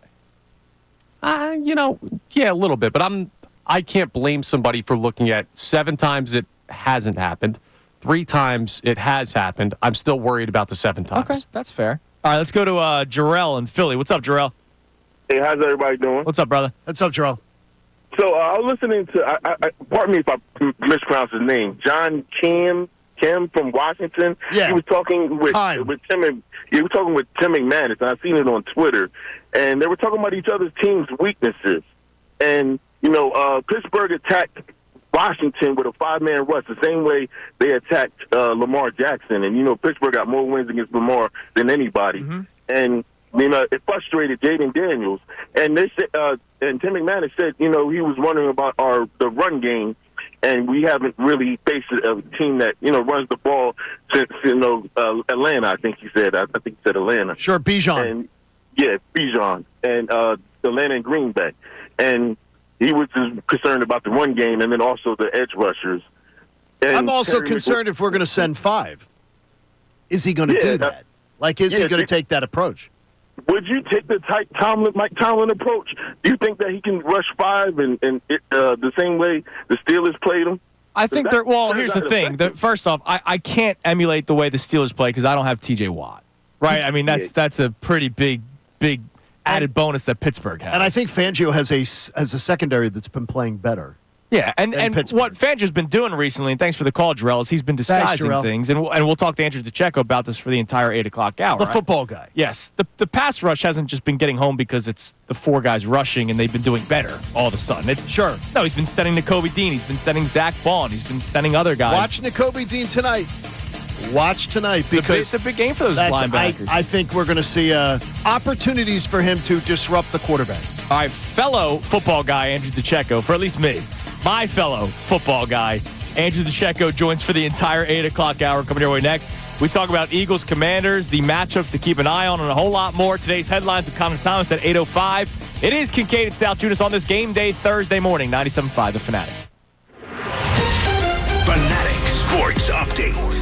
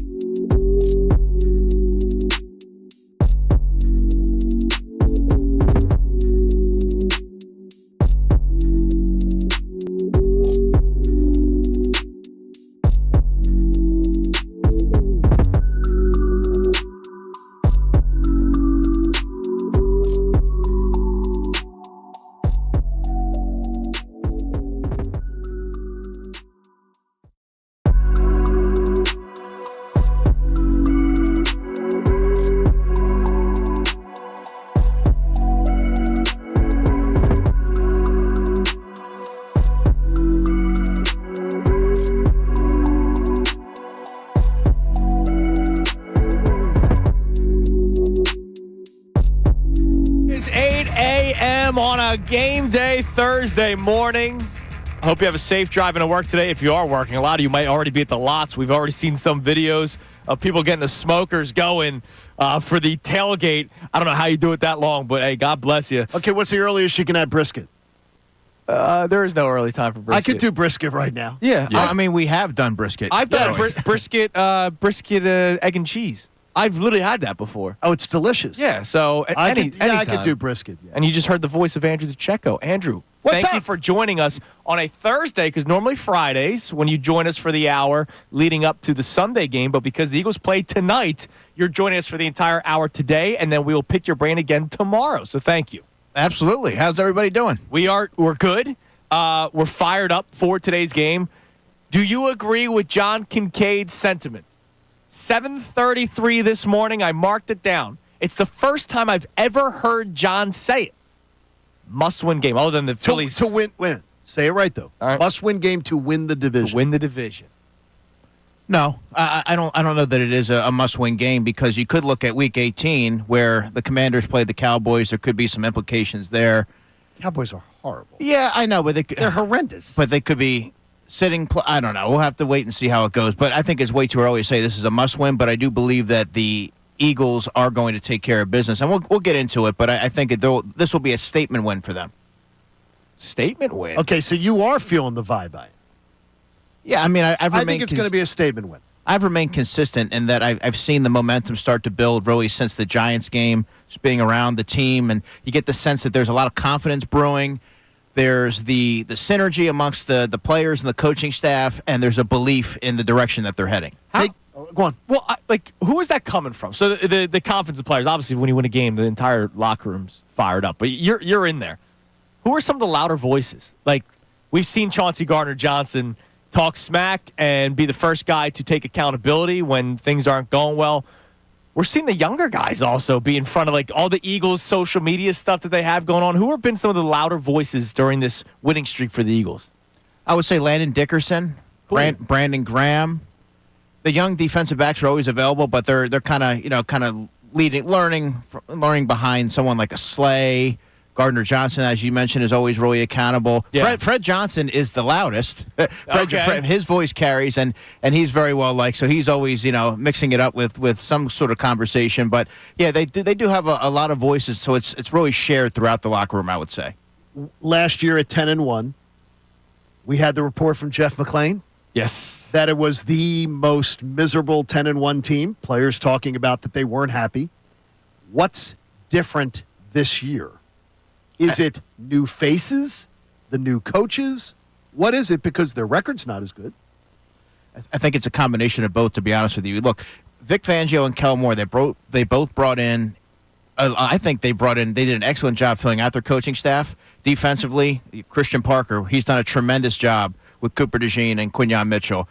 Linebackers coach Bobby King, phenomenal with Nakobe Dean and Zach Bond. On the offensive side, Aaron Moorhead's the receivers coach. He's been there for a while. Jamal Singleton, the running backs coach, great job there as well. So I think what you're seeing now is you have the two coordinators that are doing a great job, and now you filled out your staff with a bunch of coaches who are really good at teaching players, show them the why behind their decision making, and then of course it also helps when you turn over some of your personnel. So you're getting an infusion of young players mixed with veterans, and the veterans are showing the young players how it's supposed to be, and you're establishing a culture. And it all starts with Nick Sirianni. So that to me is sort of, you're seeing it from all different angles, and now you're seeing a team that they're really picking up momentum at the right time. Andrew DeCecco is with us for the entire 8 o'clock hour today. And like we've been doing all week, Know the Show. This week, today, it's Know the DeCecco. So something that Andrew DeCecco says throughout this entire 8 o'clock hour will be our question and answer for the pair of Flyers tickets that we are giving away for next Wednesday's game against the Hurricanes. Lower level tickets, beautiful seats. Get your tickets at PhiladelphiaFlyers.com. We've already given away 3 pairs as we did on Monday, Tuesday, Wednesday. We give away another pair today. Know the DeCecco for the entire 8 o'clock hour. We'll unpack this Eagles-Commanders game more as the show continues with Andrew, but it is time now for today's headlines with Connor Thomas. Today's headlines with Connor Thomas. What do we got? Hello, boys. We have a situation that not many football players want to find themselves in. So the Eagles tonight, I think Johnny actually asked me this before the show. Do we know what jerseys they're wearing? They're wearing the midnight green jerseys with the white pants. Okay. And the white pants can be a bit of a tricky situation sometimes. So Jason Kelsey and Lane Johnson had a very candid conversation about what wearing the white pants can set you up for. Take a listen. I did this before a game once. You know, like when you shart and you know that there's a possibility something just came up, but you're not certain. Turned to my buddy, my O-line friend, and I was like, "Hey, can you check me? Because I think I might have myself, right?" And he checks me. He says, "You're good." I go out for warm-ups, do the whole warm-ups. Lane comes up to me after warm-ups. He's like, "Hey, you got all up and down your pants right now." Oh, so hopefully that doesn't happen to anybody with the white pants tonight. So, do you know why that conversation happened? No, why? So James Houston, who plays for the Lions, there was a photo this weekend that looked like he may have done that. No, he did.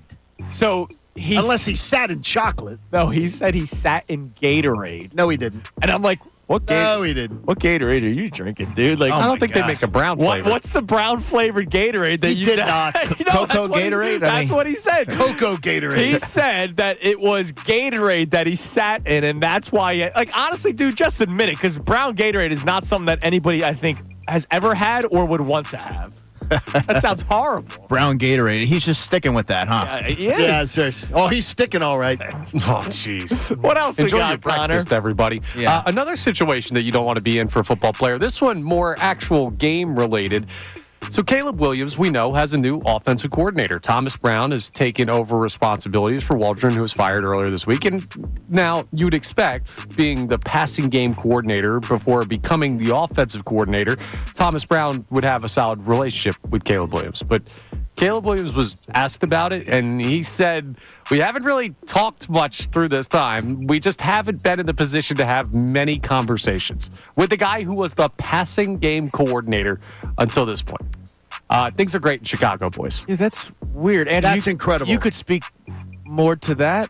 Yeah, that's totally bizarre and really unheard of throughout the NFL to not have that sort of rapport with your pass game coordinator. And he's a pass game coordinator. And Thomas, I know Thomas, was a running back at Georgia. Like he was, Right. I think he wore number 22. Yeah. I mean, he's like I don't even understand some of the placement. You learn all the attributes of it. But I think that speaks to the disconnect there in Chicago right now. Yeah, and like if you think about Nick Sirianni, he gives literally everybody credit. What is Kevin Patullo's role?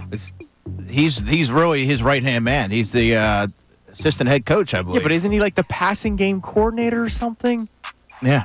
Yeah, so like I hear Kevin Patullo's name mentioned we do. Sure. I Well, imagine in Chicago, they hear Thomas Brown's name mentioned. Yeah, so how But does the relationship quarterback not that's crazy. talk to him? That's strange. I'm telling you right now, I know you. quarterback.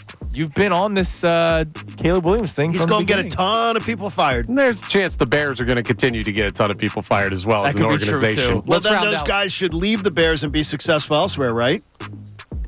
That never tends to happen, does it? They could be hiring idiots. Like, we don't know. It's a bad organization, and it could be a bad quarterback as well. Sure. Let's round out with this replay.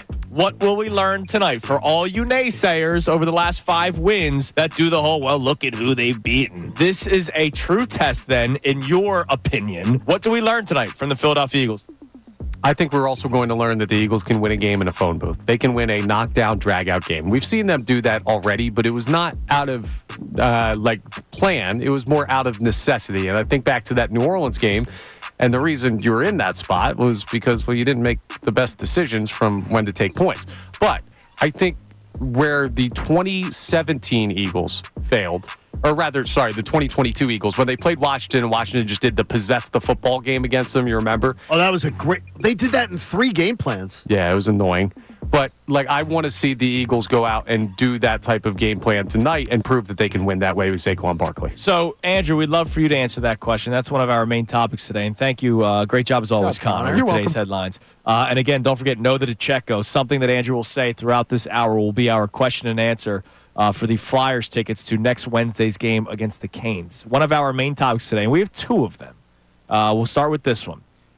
What will we learn tonight? Because we have heard from numerous Eagles fans, not like a vocal minority, numerous Eagles fans that do the whole, hey, I'm not going to get ahead of myself just yet because they haven't really played great opponents during this 5-game winning streak. And I understand where they're coming from, but If the Eagles were winning tight games against these teams, that's a different story. They're beating these teams up.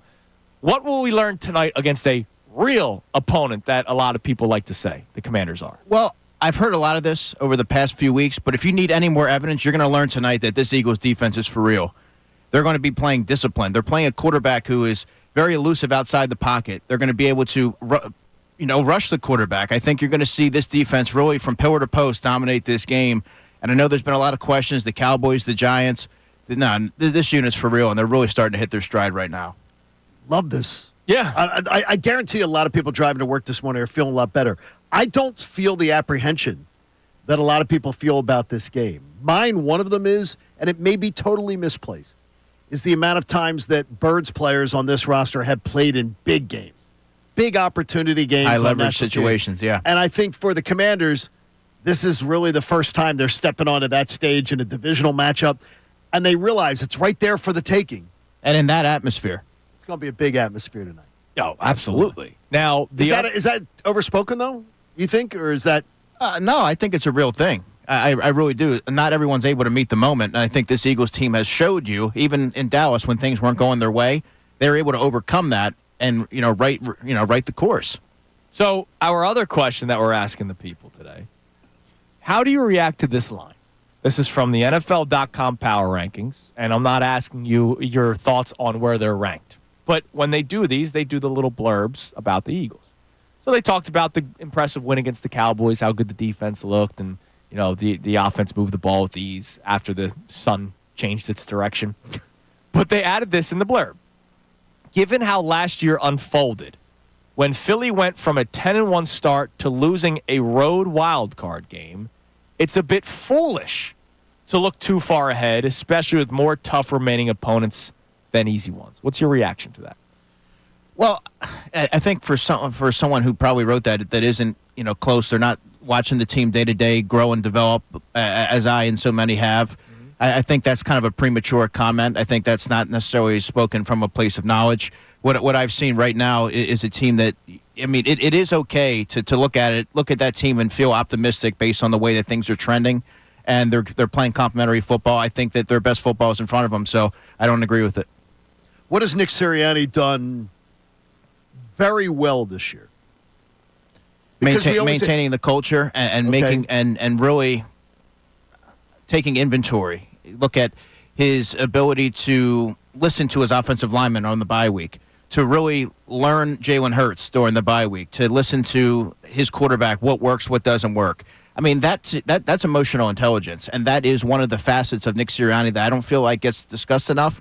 And a lot of folks before the season, what does he do? Well, these are a lot of the things that keep things together for a team and allows things to stay on course when maybe otherwise they wouldn't have. Look at the Cleveland Browns game. So that to me is a lot of the things he does behind the scenes, and that's just one of the things that he does. I think that there's a lot of things he does in terms of connection with his players and game day. Situationally, historically, he has been good on game day situations. So we should have hit the breaking news sounder earlier when Connor gave Nick Sirianni credit, because that doesn't happen all that much in Philadelphia radio. But Connor made a good point that Nick Sirianni deserves credit if this were true. So we want to get your thoughts on it.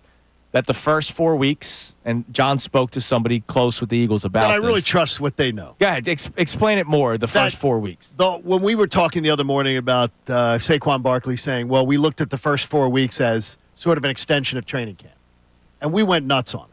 And Connor was saying, well, no, I don't think that's what they meant, but here's. And it was explained to me that they went into the season saying, guys, for the first part of this season, we're going to try a bunch of different things. And we're going to see what works, and we're going to see what looks work. And the things that work, we're going to do more of, things that we don't work. And then by the time we come out of the bye week, we think we're going to know who we are, and then that's the team we're going to be. And to me, I sort of admire it when I heard it that way. That's 100% correct. That's the way that I've read it. And going into the season, you guys are well aware that I've been preaching patience because I didn't expect them to come out of the gate swinging. I knew that there was going to be time for them to kind of try to feel each other out. Learn for Kellen Moore to learn Jalen Hurts, for Jalen Hurts to learn Kellen Moore, for the offense to gel, for the defense. There's a lot of young components there. For that to work, you have to figure out what personnel works, what certain calls work, and then you're able to kind of use that knowledge, take inventory over the bye week, and then you're able to hit the ground running coming out of that. And now you're seeing it they're full steam ahead. Can you only do that with the Week 5 bye? Or could you have done – because I still think the bye was the best thing for this team. Well, the injury situation, it's certainly – Injury situation, self-scouting, all that kind of stuff. Let's say the bye week was Week 8. Mm-hmm. Could you do 7 weeks of that and maybe be 3 and 4? Like, that's where I wonder how much did the bye week come into this plan that they did? I'm sure it factored pretty heavily into their decision-making, Andrew, but it wouldn't surprise me that if it were Week 7, Week 8 bye, they would still do that, because I do believe that they believe that the Eagles feel as though they have the pieces in place to be able to navigate that. They have the talent there on both sides of the ball, that it was only a matter of time before they're able to really break through, and it couldn't have happened at a better time, because a lot of times you see a team like the Detroit Lions, they come out of the gate red hot, but you can't always sustain that. And I think right now what the Eagles have, they're able to bottle that up and really use that as a launching pad towards this back stretch of the season. I got good news for people. I've seen these Georgia Dogs play pretty well against Jaden Daniels. So I wonder, does that experience mean anything at the NFL level, do you believe? Familiarity with a player as far as going up against him, seeing what he's about, knowing that tendencies and things like that, and vice versa, he knows them. Perhaps a little bit, but he's playing differently. He's in a different system, and he's working with coordinator in Cliff Kingsbury, who's doing different things to accentuate what he does well, John. So it's a completely different. I mean, you can factor in some of the college tendencies, but he's also a much more mature player than he was then. And going against someone like Nakobe Dean, who you and I were talking about off air, I think Nakobe's going to have a really big game tonight. I really do believe they're going to turn him loose up the middle and be able to create some pressure and get in the face of Jaden Daniels. And look, I think Nakobe's going to get a sack tonight. I do. I like that. So if you have any questions for Andrew DeCecco, feel free to text in 610-632-0975. You can call in as well. Just make sure when you text in, lead with question for Andrew so that Connor can... Question for football guy. For football guy. And look, that works because there's 2 Andrews, 2 football guys in this room right now. Well, there's not really. Yeah. Football guys. Patience. Question for Andrew, and then, follow it up with the question, and we'll get them on the air, and Andrew will answer them on the air. But real quick, next segment is when we usually do the matchups that you highlight, that you focus, like player versus player. The way these teams are built, instead of going player for player, is this a good matchup for the Eagles team as a whole? Like when you see these two teams, we talked about the Eagles-Jags game a few weeks ago. The Jags are one of the better rushing defense in the NFL, so maybe the Eagles needed a throw. But the Eagles ran the football that game, 27 carries for Saquon Barkley, and they ran effectively. How do the Eagles match up with the Commanders? I think this really sets up for another big Saquon Barkley week. If you're going to attack the Washington Commanders offensively, the best way to do that, the most sound course of action would be to attack them on the ground. I believe they're going to do that. And we'll get into some particular matchups that I really like for the Eagles and some that maybe they should be mindful of. But I think this is a really good matchup for Philadelphia. Love that. He's making people seem really happy this morning. Yeah, today's a day where I've already gotten 2 personal texts saying, I feel so much better about tonight. And I'm going, whoa, that's like guys are willing to pull the trigger. And you've been all over this game yourself with lines and stuff. You're feeling very comfortable. I feel very comfortable with this game. And I do. And your eyebrows raised. I really do think Nakobe Dean's going to be unleashed tonight. And I said that earlier before the football guy got here. See, look, we've both been right. Now, I do today. read all his content, though, but I didn't steal it. We've both been right with the football guy. I was right about Reed Blankenship. No, you're wrong about coverage. And you're right about the game tonight. We're closet football guys, Johnny. Let it out. You can come out of the closet, Andrew, then. Because, we're football guys. We're football guys. Come out of the man. closet, Andrew. All right, here's what we're going to do. Coming up next, we will get into the individual matchups for this Eagles-Commanders game. Andrew DeCecco will highlight some things for us. And if you have any questions for Andrew, text in at 610-632-0975, and Andrew will answer them for you live on the air. We get more and more in-depth coverage of Eagles-Commanders on a Thursday game day here on Kincade Salciunas, 97.5, The Fanatic. Fanatic Sports Update.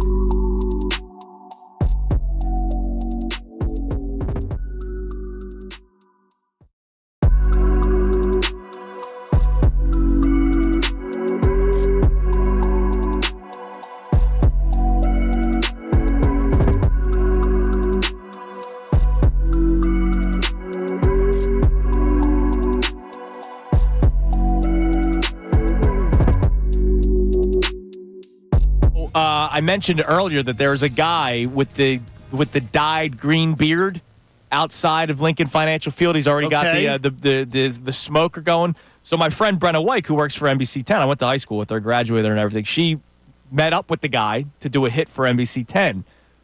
He's got crab cakes for breakfast already on the smoker. That's awesome. I don't want the crab cake with the egg. Yeah, I don't know. I could do it. I could do that. I could eat anything. I'd rather have a crab cake sandwich and have something eggs. I'm trying to think how the egg and crab cake would go. I mean, it would taste like egg and crab cake. No, I wouldn't think that would be good. I've had egg and crab in one of those brekkie bowls, so I guess it would taste What good. are you, like 15? Brekkie bowls, man. Oh, boy. I had 'em in- Andrew, you were doing so well, I had them in Manayunk, man. Yeah, football brekkie guys. bowls. The breakfast of football guys is the Brekkie bowls, brekkie bro. bowl. Wheaties. But that's awesome. That's right. That this guy's doing the full day. He didn't just bring like a sizzly and get the smoker going. He's making Not breakfast. that would be a bad idea. No, it's a great idea, but this guy's going all out. I appreciate That's incredible. it. He's going by Greenbeard, by the way, today. Aye, matey. Green beard.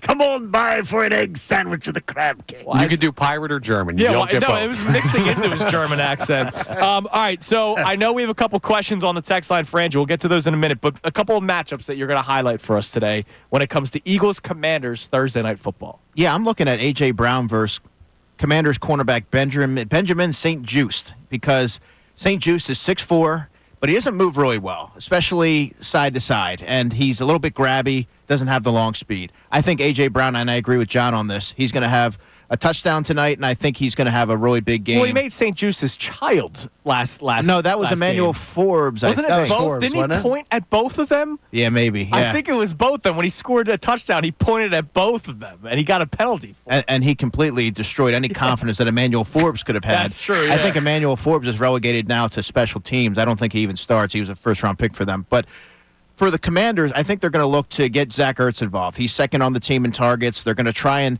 teams are going to continue to try and target the Eagles linebackers, and I think that would be a mistake because this unit is for real, but they're going to test the Kobe Dean in coverage. They're going to test Reed Blankenship in coverage and see if Zach Ertz is able to kind of find the soft spot in the zone. And for Jaden Daniels, I think given the magnitude of this matchup, you're going to try and settle in with your safety valve, and that will be Zach Ertz. By the way, the St. Juste touchdown was last year. It was the one-handed back shoulder catch. Oh, yeah, front in the of left end zone. corner, yeah. So it was not the pointing one, but it was against St. Juste in that one. But the Emmanuel Forbes one, you're right, he pointed at him, basically called him too small. It was great.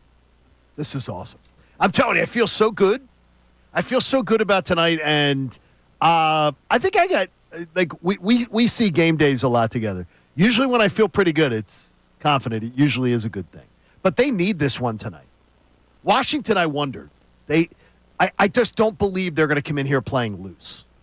Like, I always think that's the biggest thing is that people will go, oh, they got nothing to lose. They're coming in here playing loose. That's a bunch of BS. Yes, that's With true. pro athletes, that's a bunch of BS. And when the bright lights come on, you don't know how they're going to fare in a high-leverage situation. You know what the Eagles are going to be able to do. Jalen Hurts has done it on the biggest stage. But for Washington, for Jaden Daniels, yeah, there's a lot of question marks there. I happen to think that he will settle in pretty early, but I think he's going to meet his match in the Eagles' defense. I really do. Eagles defensive player that you're focused. You've mentioned Kobe Dean a couple of times today. Is there anybody else you would highlight for tonight's game against Jaden Daniels and the Commanders? Yes, I will say.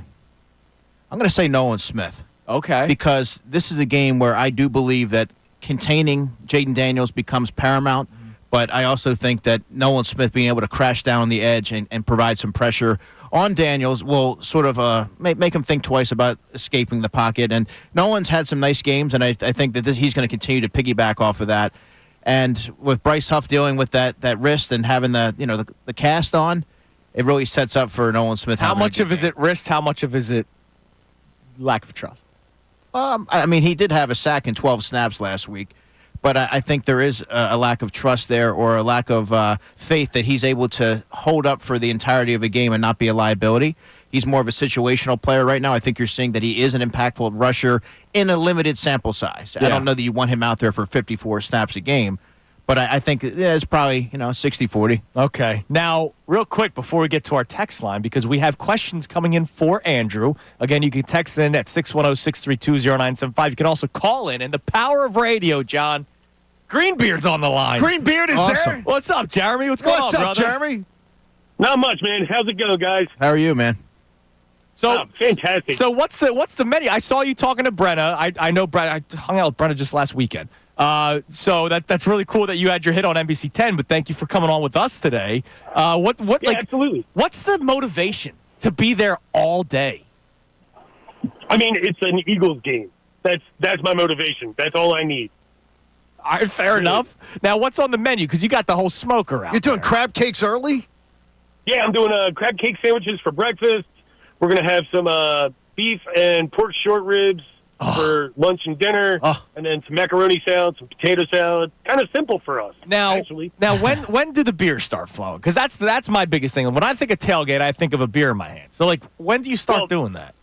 I did have a shot of whiskey at 6 a.m. and There it is. another one at 7, and I'm getting ready to do another one. Well, that's to keep warm because I know it's cold and windy out there. So you need that to keep warm. So it's for medicinal purposes. I'm sure Jeremy's doing it because of the cold.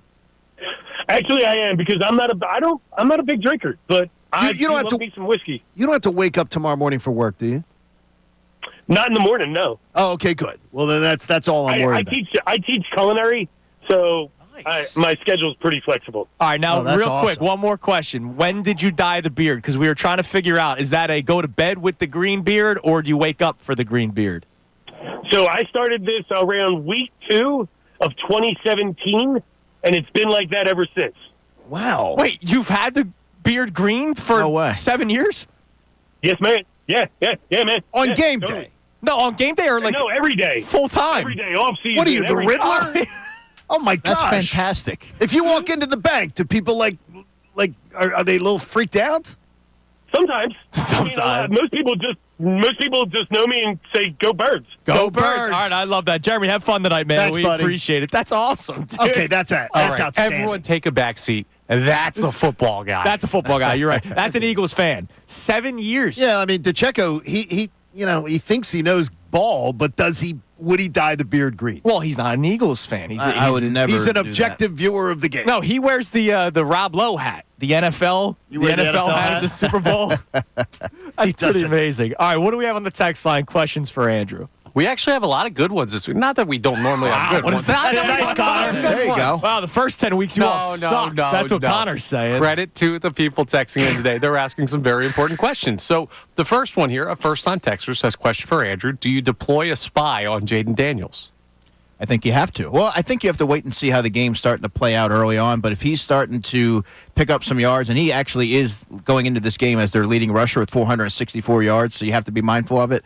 I think eventually you will, and that should be Nolan Smith. Now, talk about that. Is it one player throughout the game that's a spy, or is it packages, or is it plays where, like if I think of basketball, I think of a box and one. There's one guy following a player.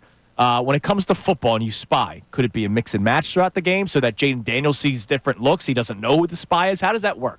I mean, if it were me, it would just be one player. So Okay. you're mirroring him throughout the game. You're picking up on his tendencies, and there's less probability for sort of a communication breakdown. I would do Zach Bond, or I would choose Nolan Smith. Zach Bond, by the way, NFC Defensive Player of the Week. I'd go Nolan.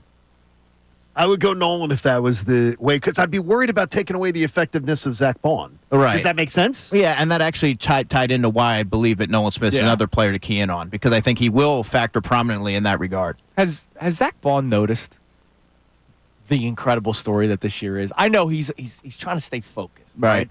He's a football player, and I loved his press conference last week where he says, I can be me here in this locker room, which goes to the culture aspect that you mentioned of Nick Sirianni earlier. Has he noticed how his career has turned around? I mean, from what would be a decent paycheck as a rotational outside linebacker special teams guy to now he's going to be a multi-millionaire. He could be a Pro Bowler. Well, Zach is as humble as they come, and I always enjoy talking to him because he kind of just smiles and he's like, I might be surprising some, but I believe that I could do this. Yeah. And now he's showing what he could do with the opportunity, and he's making Vic Fangio look awfully smart for believing in him. Absolutely is. It's got a little Connor to him. That's sort of Mainly No, the I don't linebacker even- ability. Yeah. Way to make his head bigger. no. That's sort of like the as I say, Connor's got that golden retriever mentality. He's usually a happy, positive person. Right. Okay. Yes. That That's is what I mean. accurate. And a lot of other similarities. Not athletic. And the athletic ability you the have. strength. All right, Connor's a lunch pail guy. we have Andrew in Sure he for is. the remainder of this hour, and we have good questions this week, John. Not like those bad questions from from the previous week. We Stop got your it. back. You know what I We meant. got your back, texters. Everybody's great. Man, these last couple weeks, you guys all sucked. So we have the good questions for Andrew DeCecco for the first time all season. Coming up next, you can text the show at 610-632-0975. Don't forget, Kevin Nagandi joins us at 9 o'clock. He does not have a green beard, but he is as big of an Eagles fan as you. So we talked to Kevin coming up at 9, but another segment with Andrew DeCecco right here on Kincade Salciunas, 97.5 The Fanatic.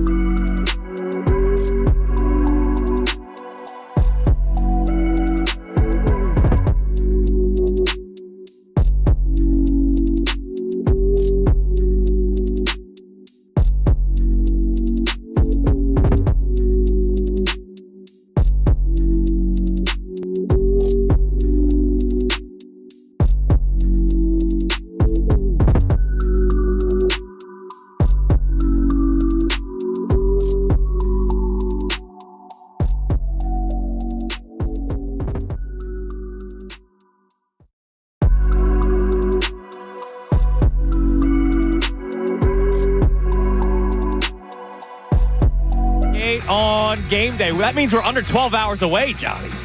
We are under 12 hours away from kickoff. Eagles Commanders tonight, Thursday Night Football, 8:15. Just the second late night for us in terms of Kincade and Salciunas. Yes. The first game was a Friday night, so we didn't have to deal with the 4 a.m. alarm the following day. Just the Monday night game that we've had to deal with, and now then we have a smooth sailing unless L.A.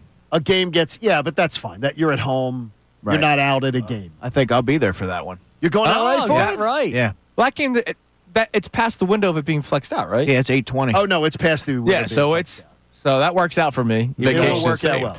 And No. I don't believe the one thing Pregame's earlier that day. one thing I could say to you right now is depending on how tonight goes, Commanders Eagles could get flexed into primetime. Right. Depending on how that goes, Commanders Eagles could be flexed to Sunday Night Football. Yeah, that's on true. December 22nd. Look, they should do it if it's tight. If tonight for the shows division? right, and if tonight shows that it's a great game, I would almost expect that they would do it. Yeah, absolutely. All right, so our man Kevin Nagandi joins us in about 10 minutes to get you fired up for Eagles Commanders tonight. But we got football manager Pacheco here. What text do we have on the text line? Because apparently we have the good questions. We have so many today. good ones. We always have good questions for Andrew, but I just really like this week's. So a question here from Joe from Hamilton. Which team do you think has the quarterback edge in tonight's matchup? I think the Eagles do, based on experience, based on overall ability. I think Jalen Hurts has proven that he's going to rise to the occasion when the lights are brightest. So I'm going Philadelphia. All right, what else we got? All right, so we have a check-in here from, no name on this one, actually. Question for football, Andrew. Glad they clarified so we know it's not Salciunas. Commander's offensive line is ranked 27th, worse than the Bengals. Given success limiting the Bengals' offense, do you see the Eagles doing some type of scheme similar to try and slow down the Commanders, and do you see them getting a lot of pressure because of it? I do, because Jaden Daniels has been sacked 20 times this season. I think that this is a game where you're going to see Jalen Carter, Milton Williams start to really, impose their will on that offensive line. But yeah, I think that you're going to see them try to really get home early on, and I do think that is going to be a factor early in this one. All right, the question for Know the Pacheco before we get to our next text message, because the football man questions are coming in. Andrew wants this player to spy Jaden Daniels tonight.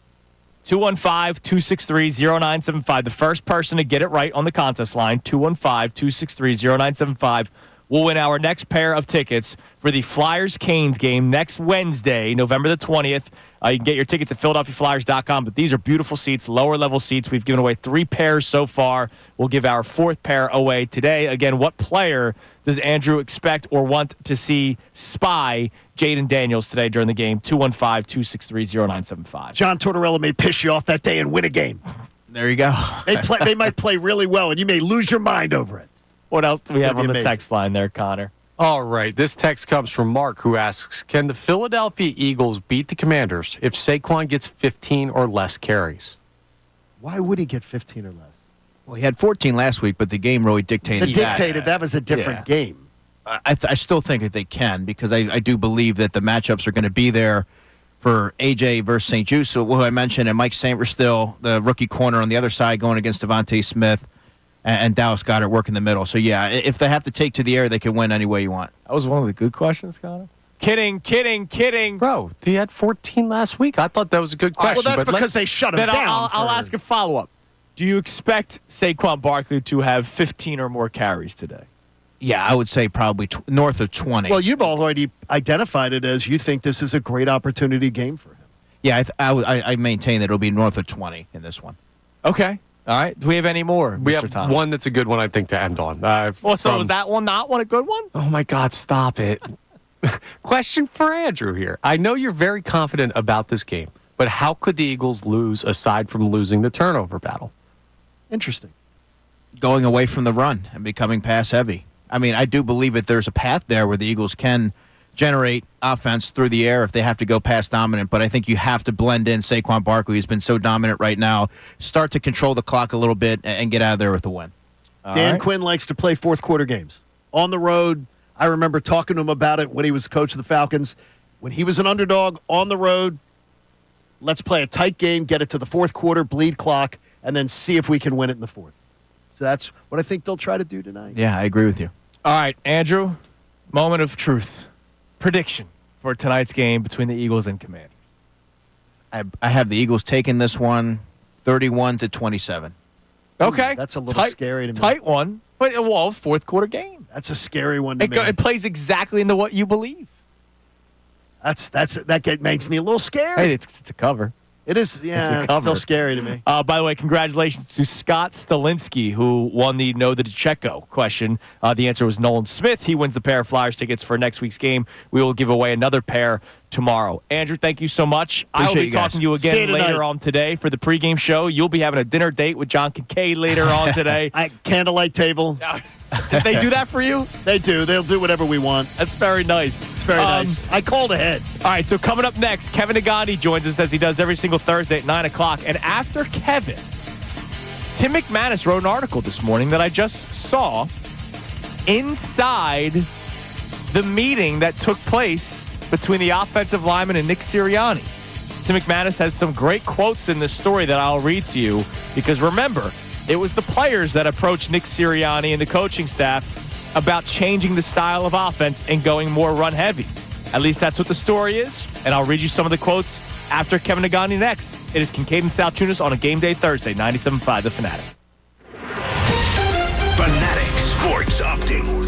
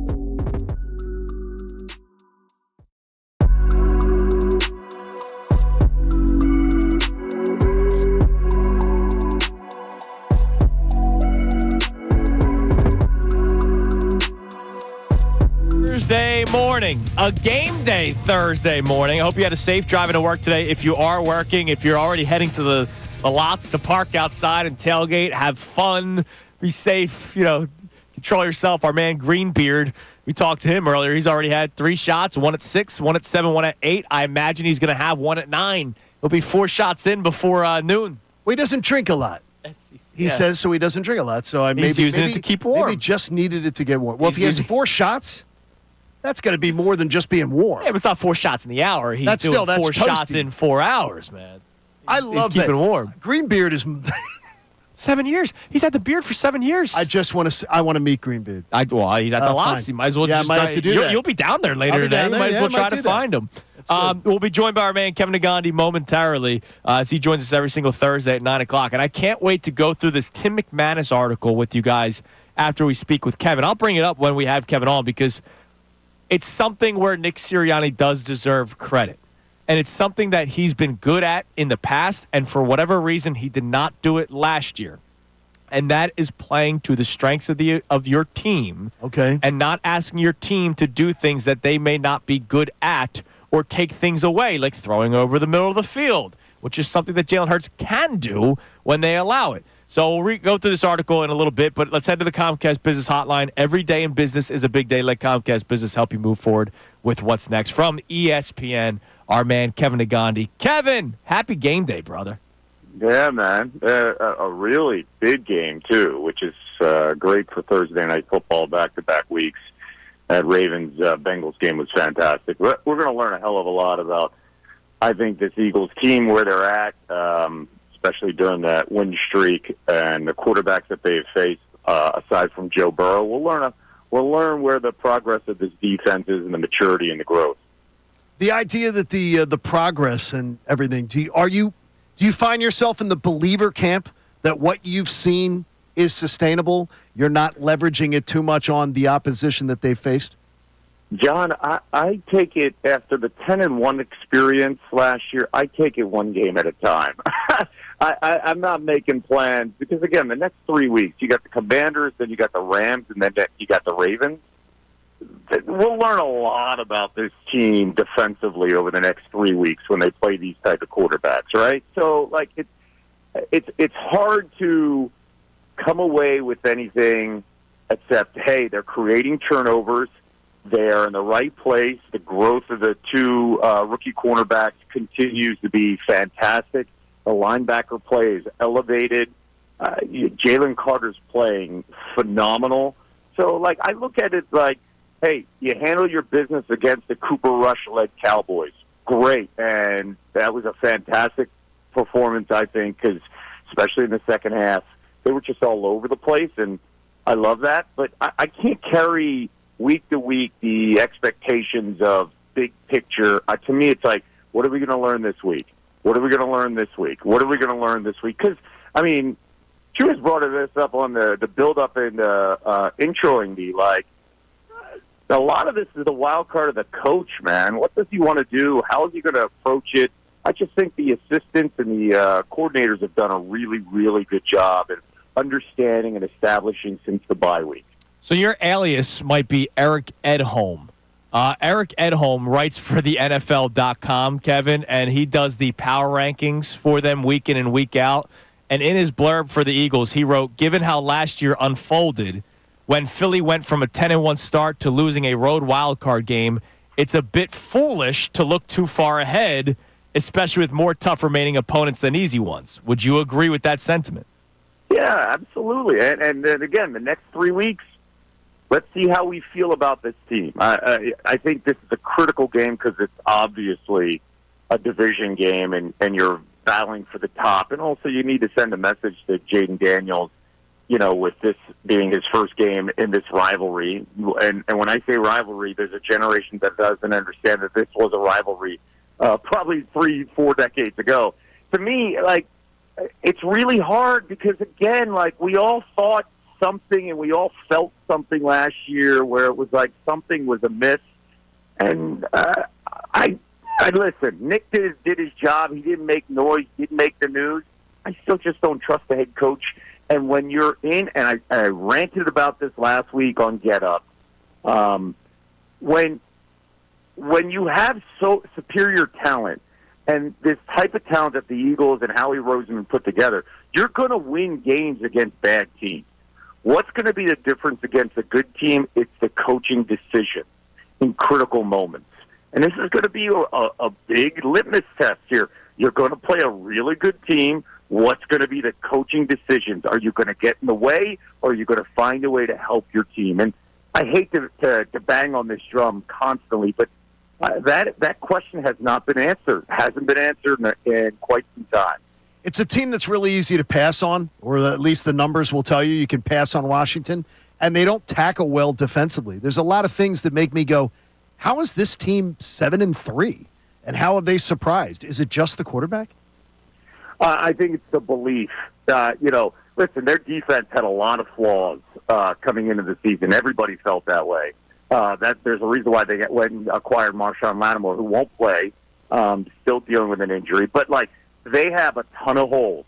But when you look at a week-to-week schedule and the momentum and the belief in a quarterback, we could see it. You see a certain magic, right? We went through that in Carson Wentz's potential MVP year before his injury, right? Things are just coming together, and you're finding ways to win. We've seen that magic with a quarterback come in. We saw that with Jalen Hurts 2 years ago, right? You find ways to win. I think that's what Washington has. Here's one thing that Washington also has struggled with against running quarterbacks. And hopefully we see a good mix, and we don't fall in love with we've got to pass.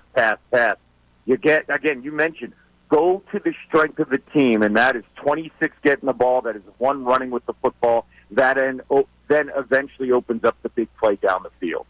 Kevin, I know you know all about his story because you are a great Eagles fan, but this past Sunday during the NFL broadcast on CBS, it was the first time I saw Zach Bond get highlighted on an NFL broadcast, and Jim Nantz and Tony Romo did the under-the-radar player.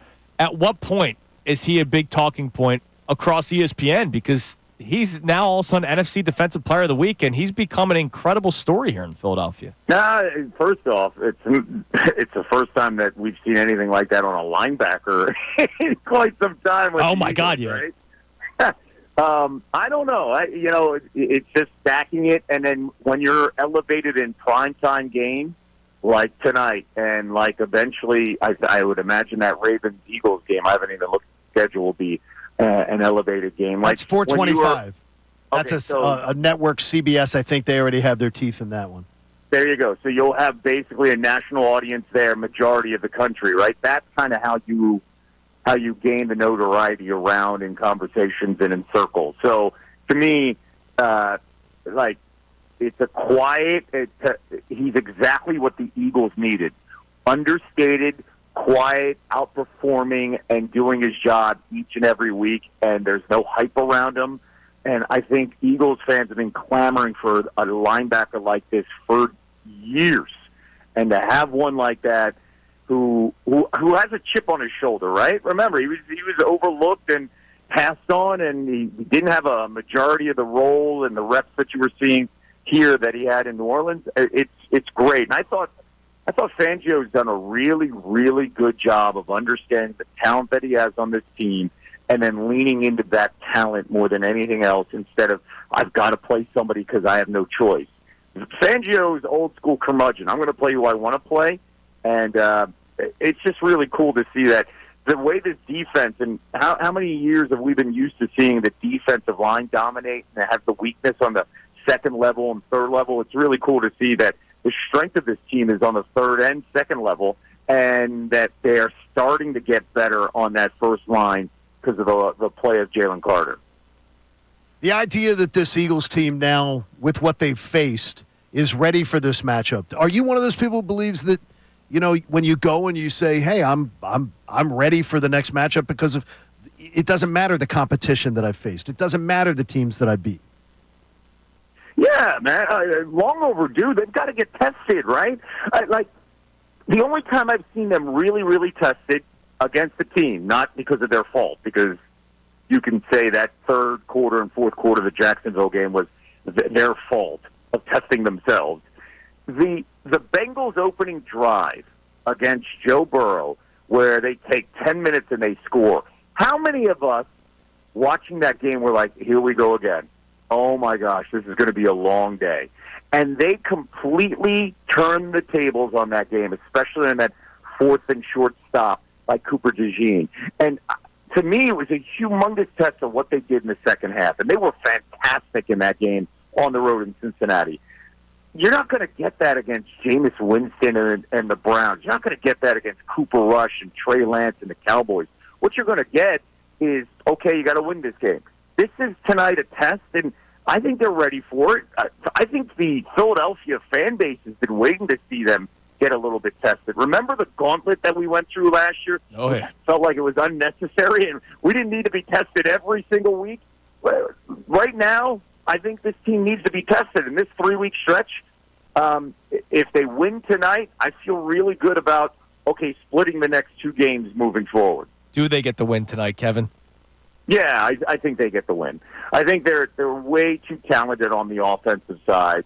I think that their defense is playing lights out.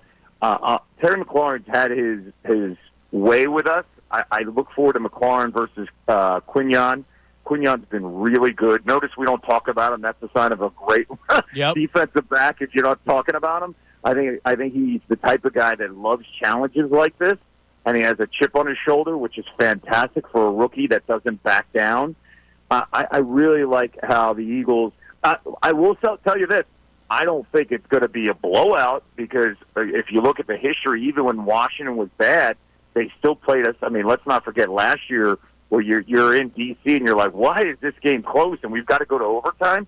I think you're going to see a very close game just because that's how it's the nature of this rivalry is. It'll be a touchdown game, but I feel really good about the Eagles. I just hope the head coach makes good decisions, doesn't try to prove to America that he's got onion. I hear you, Kevin. Completely agree with you. Listen, man, we appreciate the time as always. We love our conversations with you every single Thursday, and we can't wait to talk to you again next week. Thanks, Kev. Fellas, be good. Go Birds. Go Birds. And go Owls. 3-0, man, with the basketball squad. There he is, Kevin Negandhi on the Comcast Business Hotline. Every day in business is a big day.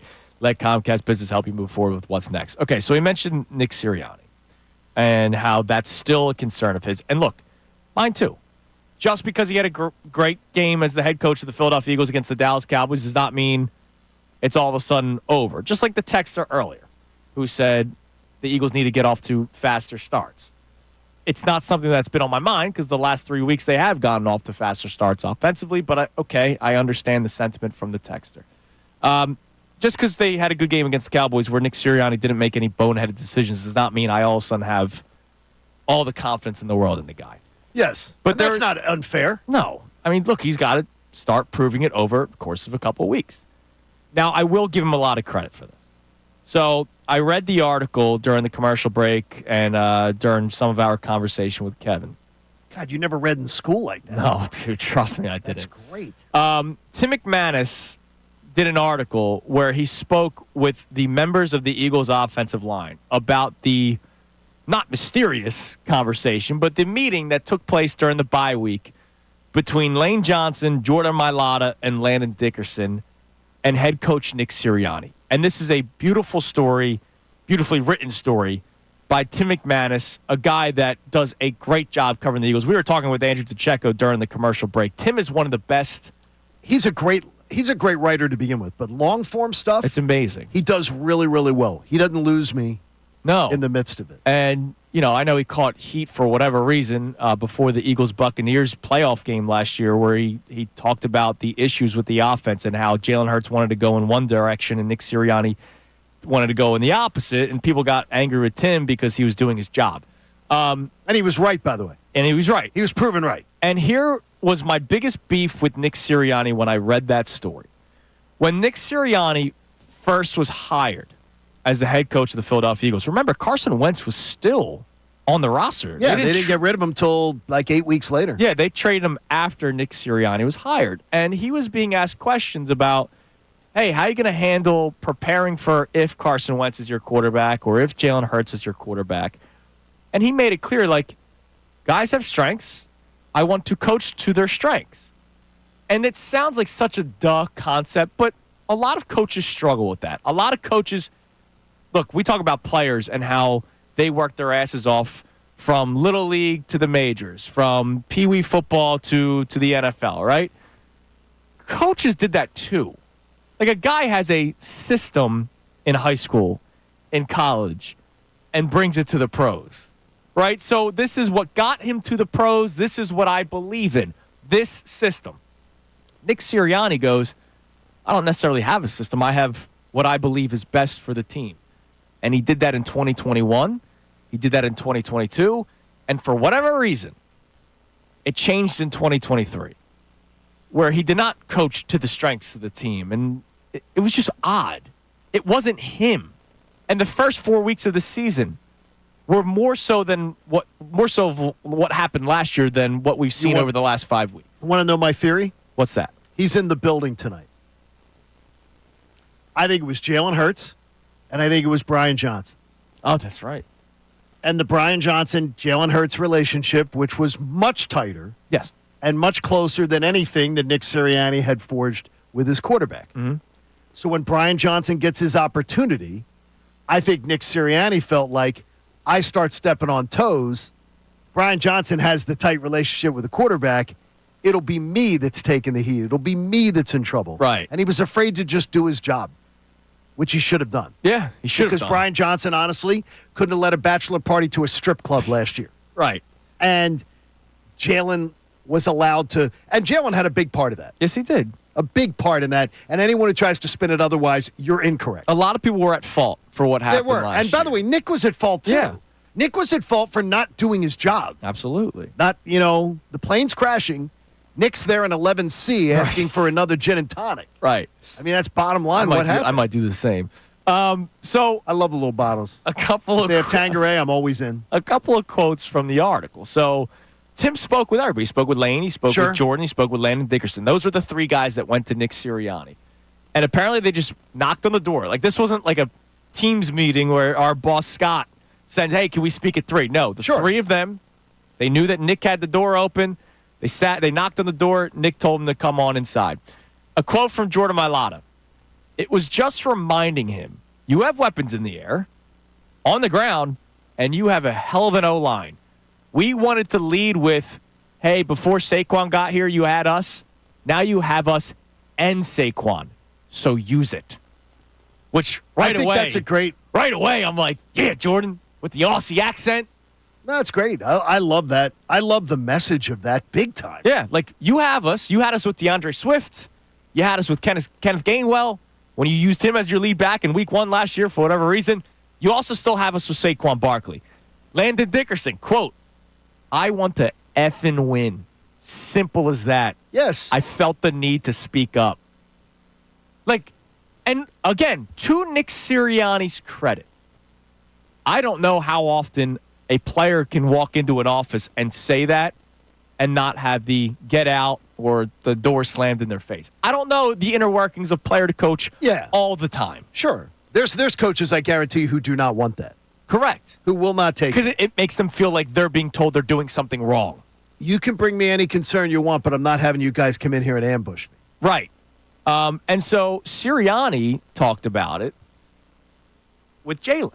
Quote, I spent a lot of time with Jalen during the bye week and just talking through things. Jalen had so much good insight, and then you always listen to your players as far as they're the ones out there seeing it and feeling it. And so I think it's just good feedback.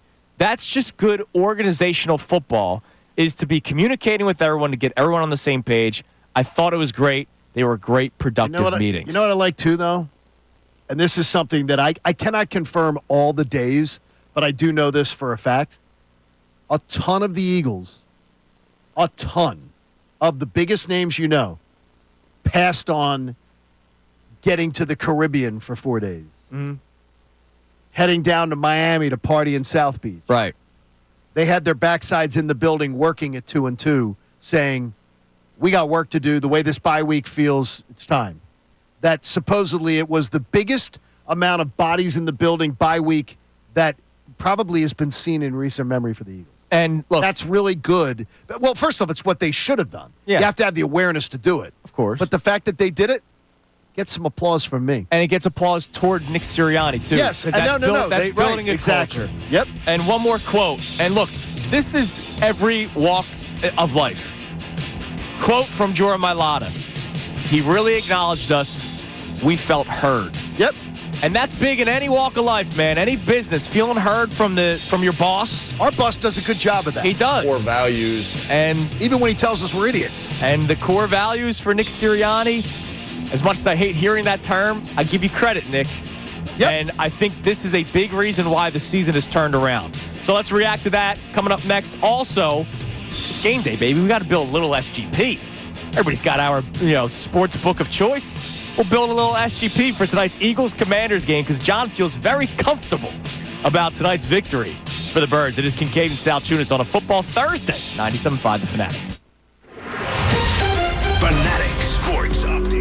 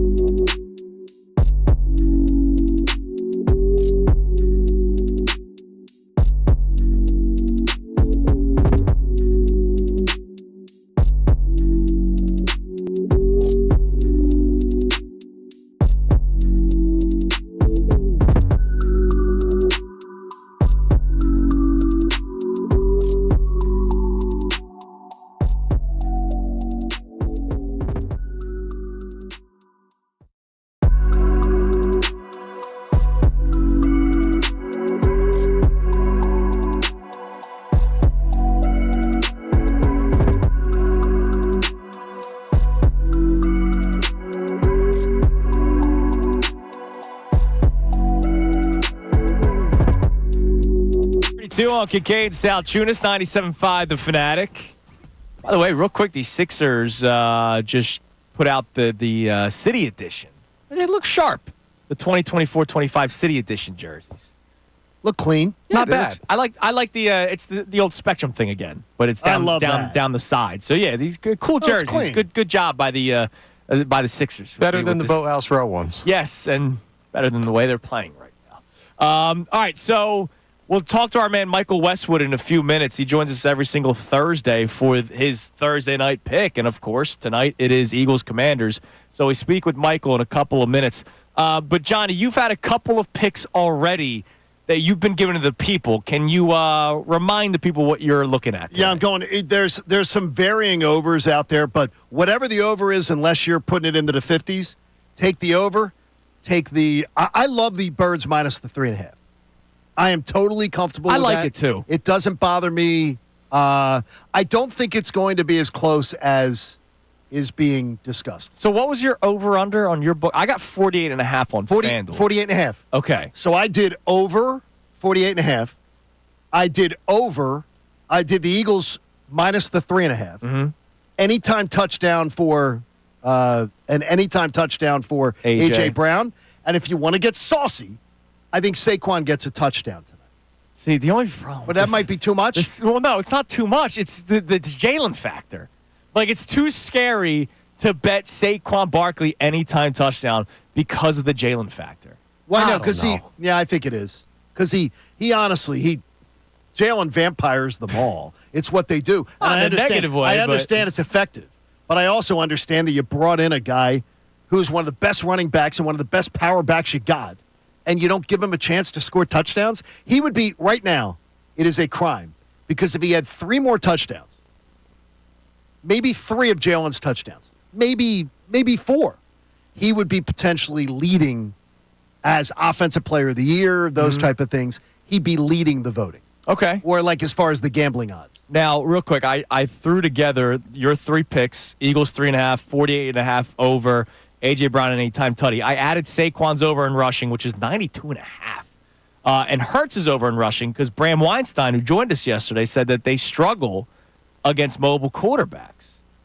So, and Andrew said that today as well. Yeah. So I have Hurts over in rushing yards, which is only 38.5. Do you have a pick that you would want to add in this, Connor? So I'm looking through the Caesar Sportsbook app, my Sportsbook app of choice.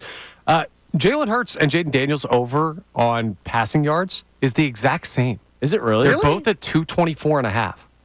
That's wild. That's a little. I expect it to be a big passing night. So do you want to go over with both? Commanders are 28th in pass defense. Yeah, I want to go over with Hurts, but I don't know if I want to go over with Daniels. But we'll just for the sake of the parlay, let's go over with Hurts 224.5. All right, so a $10 bet on FanDuel. Obviously, all the odds are a little bit different on our respective apps, but I'm sure we'll be in the same ballpark. A $10 bet on that 6-legger would win you $279.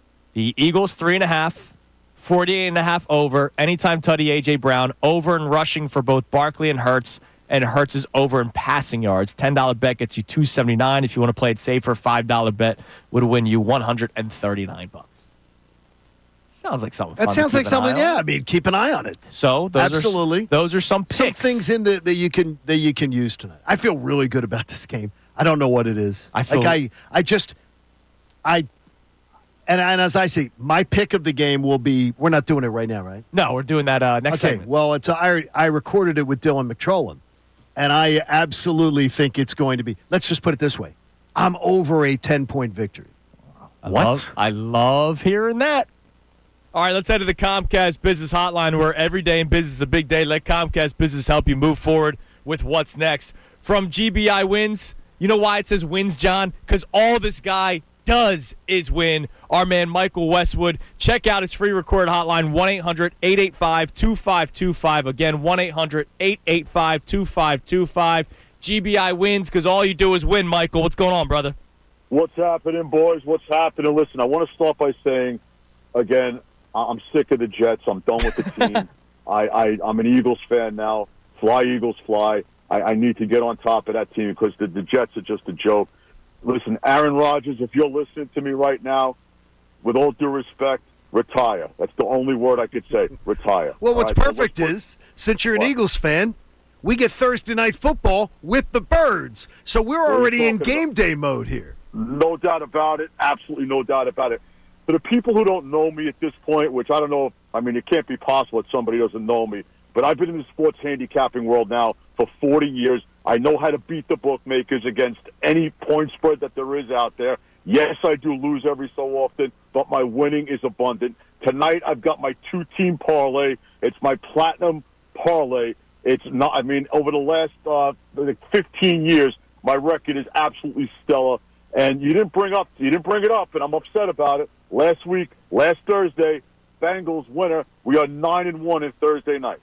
Well, I was waiting for you to bring it up because you say every once in a while you lose, and we appreciate the honesty. But your Thursday night record this year is 9-1, so that every once in a while was one time this season on Thursday nights.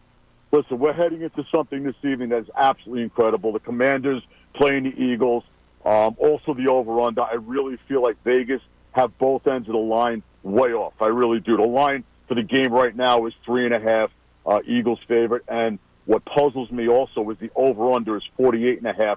I'm going to give it out to anybody who calls my free recorded comp line right now. It's a free recorded message, no sales pitches. There's no hype. All you have to do is dial 1-800-885-2525. Again, 1-800-885-2525. You'll be connected to my free recorded comp line. Always 2-0 on me. Once again, you're going to get the winner of the Commanders-Eagles matchup. Plus, more importantly, and this is important, I very, very rarely will key in on an over-under, but I've got tremendous information on this over-under, so I'm going to give you 2 winners absolutely free on me. Just call 1-800-885-2525. Not to mention 15-3 last week between football and hoops, and I got to tell you, I didn't even know you were that into the hoops. I didn't want to bring that up. I don't want to sound like a braggart, which you guys know I am. I'm a typical New Yorker. But, yes, 15-3 last week. Basketball's been on fire for us. And, again, I don't care the shape of the ball, whether it's a basketball or football. If I get information, I'm going to give it out to my clients. So tonight I'm documenting my 2-0 as my platinum parlay of the week. Get on these games tonight. It's free. It's on my free recorded comp line. It's 1-800-885-2525. 1-800-885-2525. 2-0 this evening. Try me out. If you like what you see and we go 2-0, which we will, give us a call tomorrow. We'll talk a little business. And the last time you gave us the 2-pick parlay, that one also hit. You're 9-1 on Thursdays this season, 15-3 this past week with football and basketball included. You're killing it, Mike. We appreciate it as always. We'll talk to you again next week. And say it again for me, man. Fly, Eagles, fly. Fly, Eagles, fly, baby. It's my new team. I'm wearing my jersey. Let's win. Obviously, everybody's going to bet the Eagles. But once again, I've got tremendous insight on the over-under. So hook them up in a parlay. Call me now, 1-800-885-2525. Again, the number 1-800-885-2525. That's our man Michael Westwood from GBIWins.com. Pretty easy to go from Jets to Eagles because it's green. Yes. You know, he's probably got some green gear. He could just write Eagles on it somewhere. I really don't have any beef. Like you really dislike the Giants. I don't have any beef with Giants, Jets fans for the most part. I hate the Giants because of pure childhood jealousy. Yes, a little envy. Yeah, a little envy. I watched them win 2 Super Bowls despite the Eagles beating them up every single time they played. I've seen them win 3, and it pisses me off in the same way. That's all. I mean, look, the Cowboys are irrelevant. Their fan base doesn't bother me that much. Yeah. It's just the Cowboys are irrelevant. That's cockroaches. All right, so coming up next, we have the Kincade Salciunas Key 3 presented by our friends at Von C Brewing. New copy, John. Will German John be around for another day? We find out next. Also, we'll give our picks on tonight's game. It is Kincade and Salciunas right here, 97.5 The Fanatic. Tyrone Johnson. Each and every one of you fraud local Cowboys fans, I don't like it.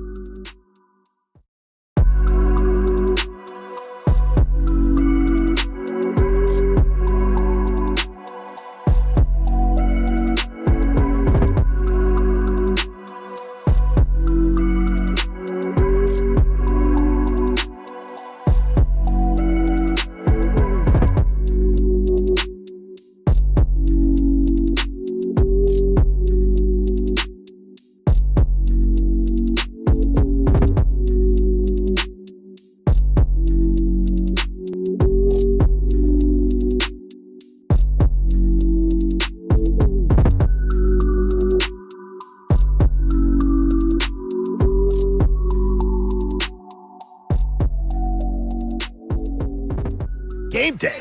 We got so what's the John Kincade plan for the day? I know you got some other stuff going on. Going to CMOH, going over to see Dr. Sprandio, and he'll be quick with it. Except my wife's coming with me because she wants to come to the annual meeting, so she knows the game plan. And I just told her, I said I can get away with it once.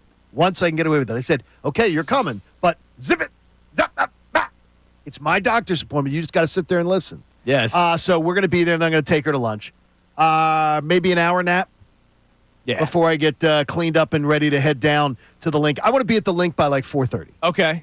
That's fair. Because that way, Pacheco and I can have a nice romantic dinner, in the press box. That's beautiful. Beforehand. Man. We're thinking carving station today. That's good. Look, it's a nice prime time games. It's a nice day. Prime time games, you sometimes get the carving station. Sounds good. Well, you enjoy that. Yeah. So what time are you guys pulling him away from me from the pregame show? He'll be on with us at 6:10. Okay, well, that's fine. That gives us time to have enjoy a nice, your meal, maybe some dessert, maybe a walk in the park. Yeah, it's nice.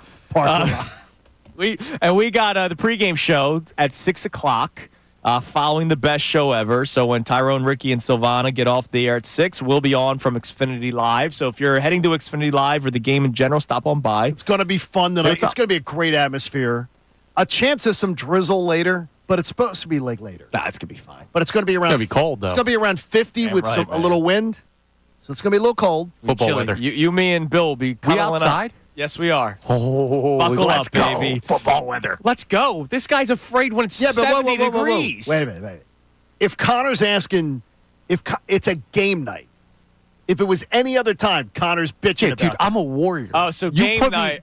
Game night, Connor's going to go. Game night, Connor doesn't care what the weather is. Competition day, let's go. No, Connor's ready for the frozen tundra. Forgive me, I didn't know that if I'm about walking you. my you car, know that I'd like for it about to be him. a nice balmy 85. Now, when Connor gets in the car afterwards, he'll be like, yeah, exactly. He'll be the first one to complain that it was so cold out. All right, it is time now for the Kincade Salciunas Key 3. 3 best minutes from today's show, brought to us by Von C. Brewing.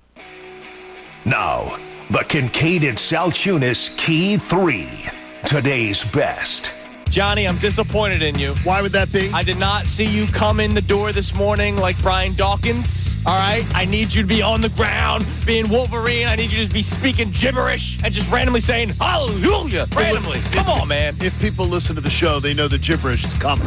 So it's a game day, and the Eagles are playing the Commanders, and it's crazy. Before the season started, there is no way anybody said this game will be for first place at this part of the season. No. You thought highly of the Commanders. I did. More than most, but I think we all thought it was kind of a 2-team division, and the Commanders could be sneaky, and those 2 teams would be the Eagles and Cowboys. The Cowboys have gone in the complete opposite direction, and the Eagles just surpassed, finally, the Commanders this past weekend when they beat the Cowboys and the Commanders lost to the Steelers. The Steelers did us a big favor, and now tonight, if you win, you remain in first place. If you lose, you're now looking up at the Commanders again. This game, all of a sudden, on November 14th, when the schedule came out back in May, and we did W's and L's, which you love, I hate it. This game means so much more than what anybody expected coming into the season. I don't think the Commanders have anything that Joe Burrow and Jamar Chase can throw at you. I really don't. I don't think that they have anything that the Packers, healthy in week 1, couldn't throw at you. I do respect the hell out of Dan Quinn and how his teams play. They play tight games. What are we going to learn tonight? Because there are still people, and we got into this conversation earlier in the week, there are still people that do the whole, well, look at who they've beaten during this 5-game winning streak. For some reason, the Bengals game gets not enough love. I think the Eagles deserve a lot of love for that game. With the other 4 games, okay, I hear what you're saying. They played the Browns, who stink, the Giants, who stink, the Dallas Cowboys, they were playing with Cooper Rush and Trey Lance. I understand. The Eagles aren't getting enough credit for the past 5 weeks. So tonight is one of those games where people who do that, they haven't beaten anybody yet. They're facing a 7-3 football team tonight. So how this game plays out, and you said it's I think it will be their most game. complete game of the year, both sides of the ball. Then what are we learning tonight? We're learning that the Eagles are true. Anybody who is sitting on the fence, anybody who is, trying to play that stupid game of they haven't played anybody. And again, for anyone you encounter today that says that, just say to them, could you tell me who they beat in 2017? Could you tell me who they beat in 2022? Then the person will shut up, and you'll say both of those seasons ended at the Super Super Bowl, you play who's in front of you. You got a Commanders, Rams, Ravens streak here, these 3 games. You just go 2-1. Go 2-1 in the Commanders, Rams, Ravens. 2 road games after this. Win this one, split your road games. You're 9-3. You have an incredibly comfortable final 5 games. With the schedule the way it lays out, you should be able to do very well there. Get yourself to 12, 13 wins, and you're sitting fine. So you got something to prove, though. This team still has something to prove. Well, yeah, I mean, if you think about it, But I'm not doubting what I've seen.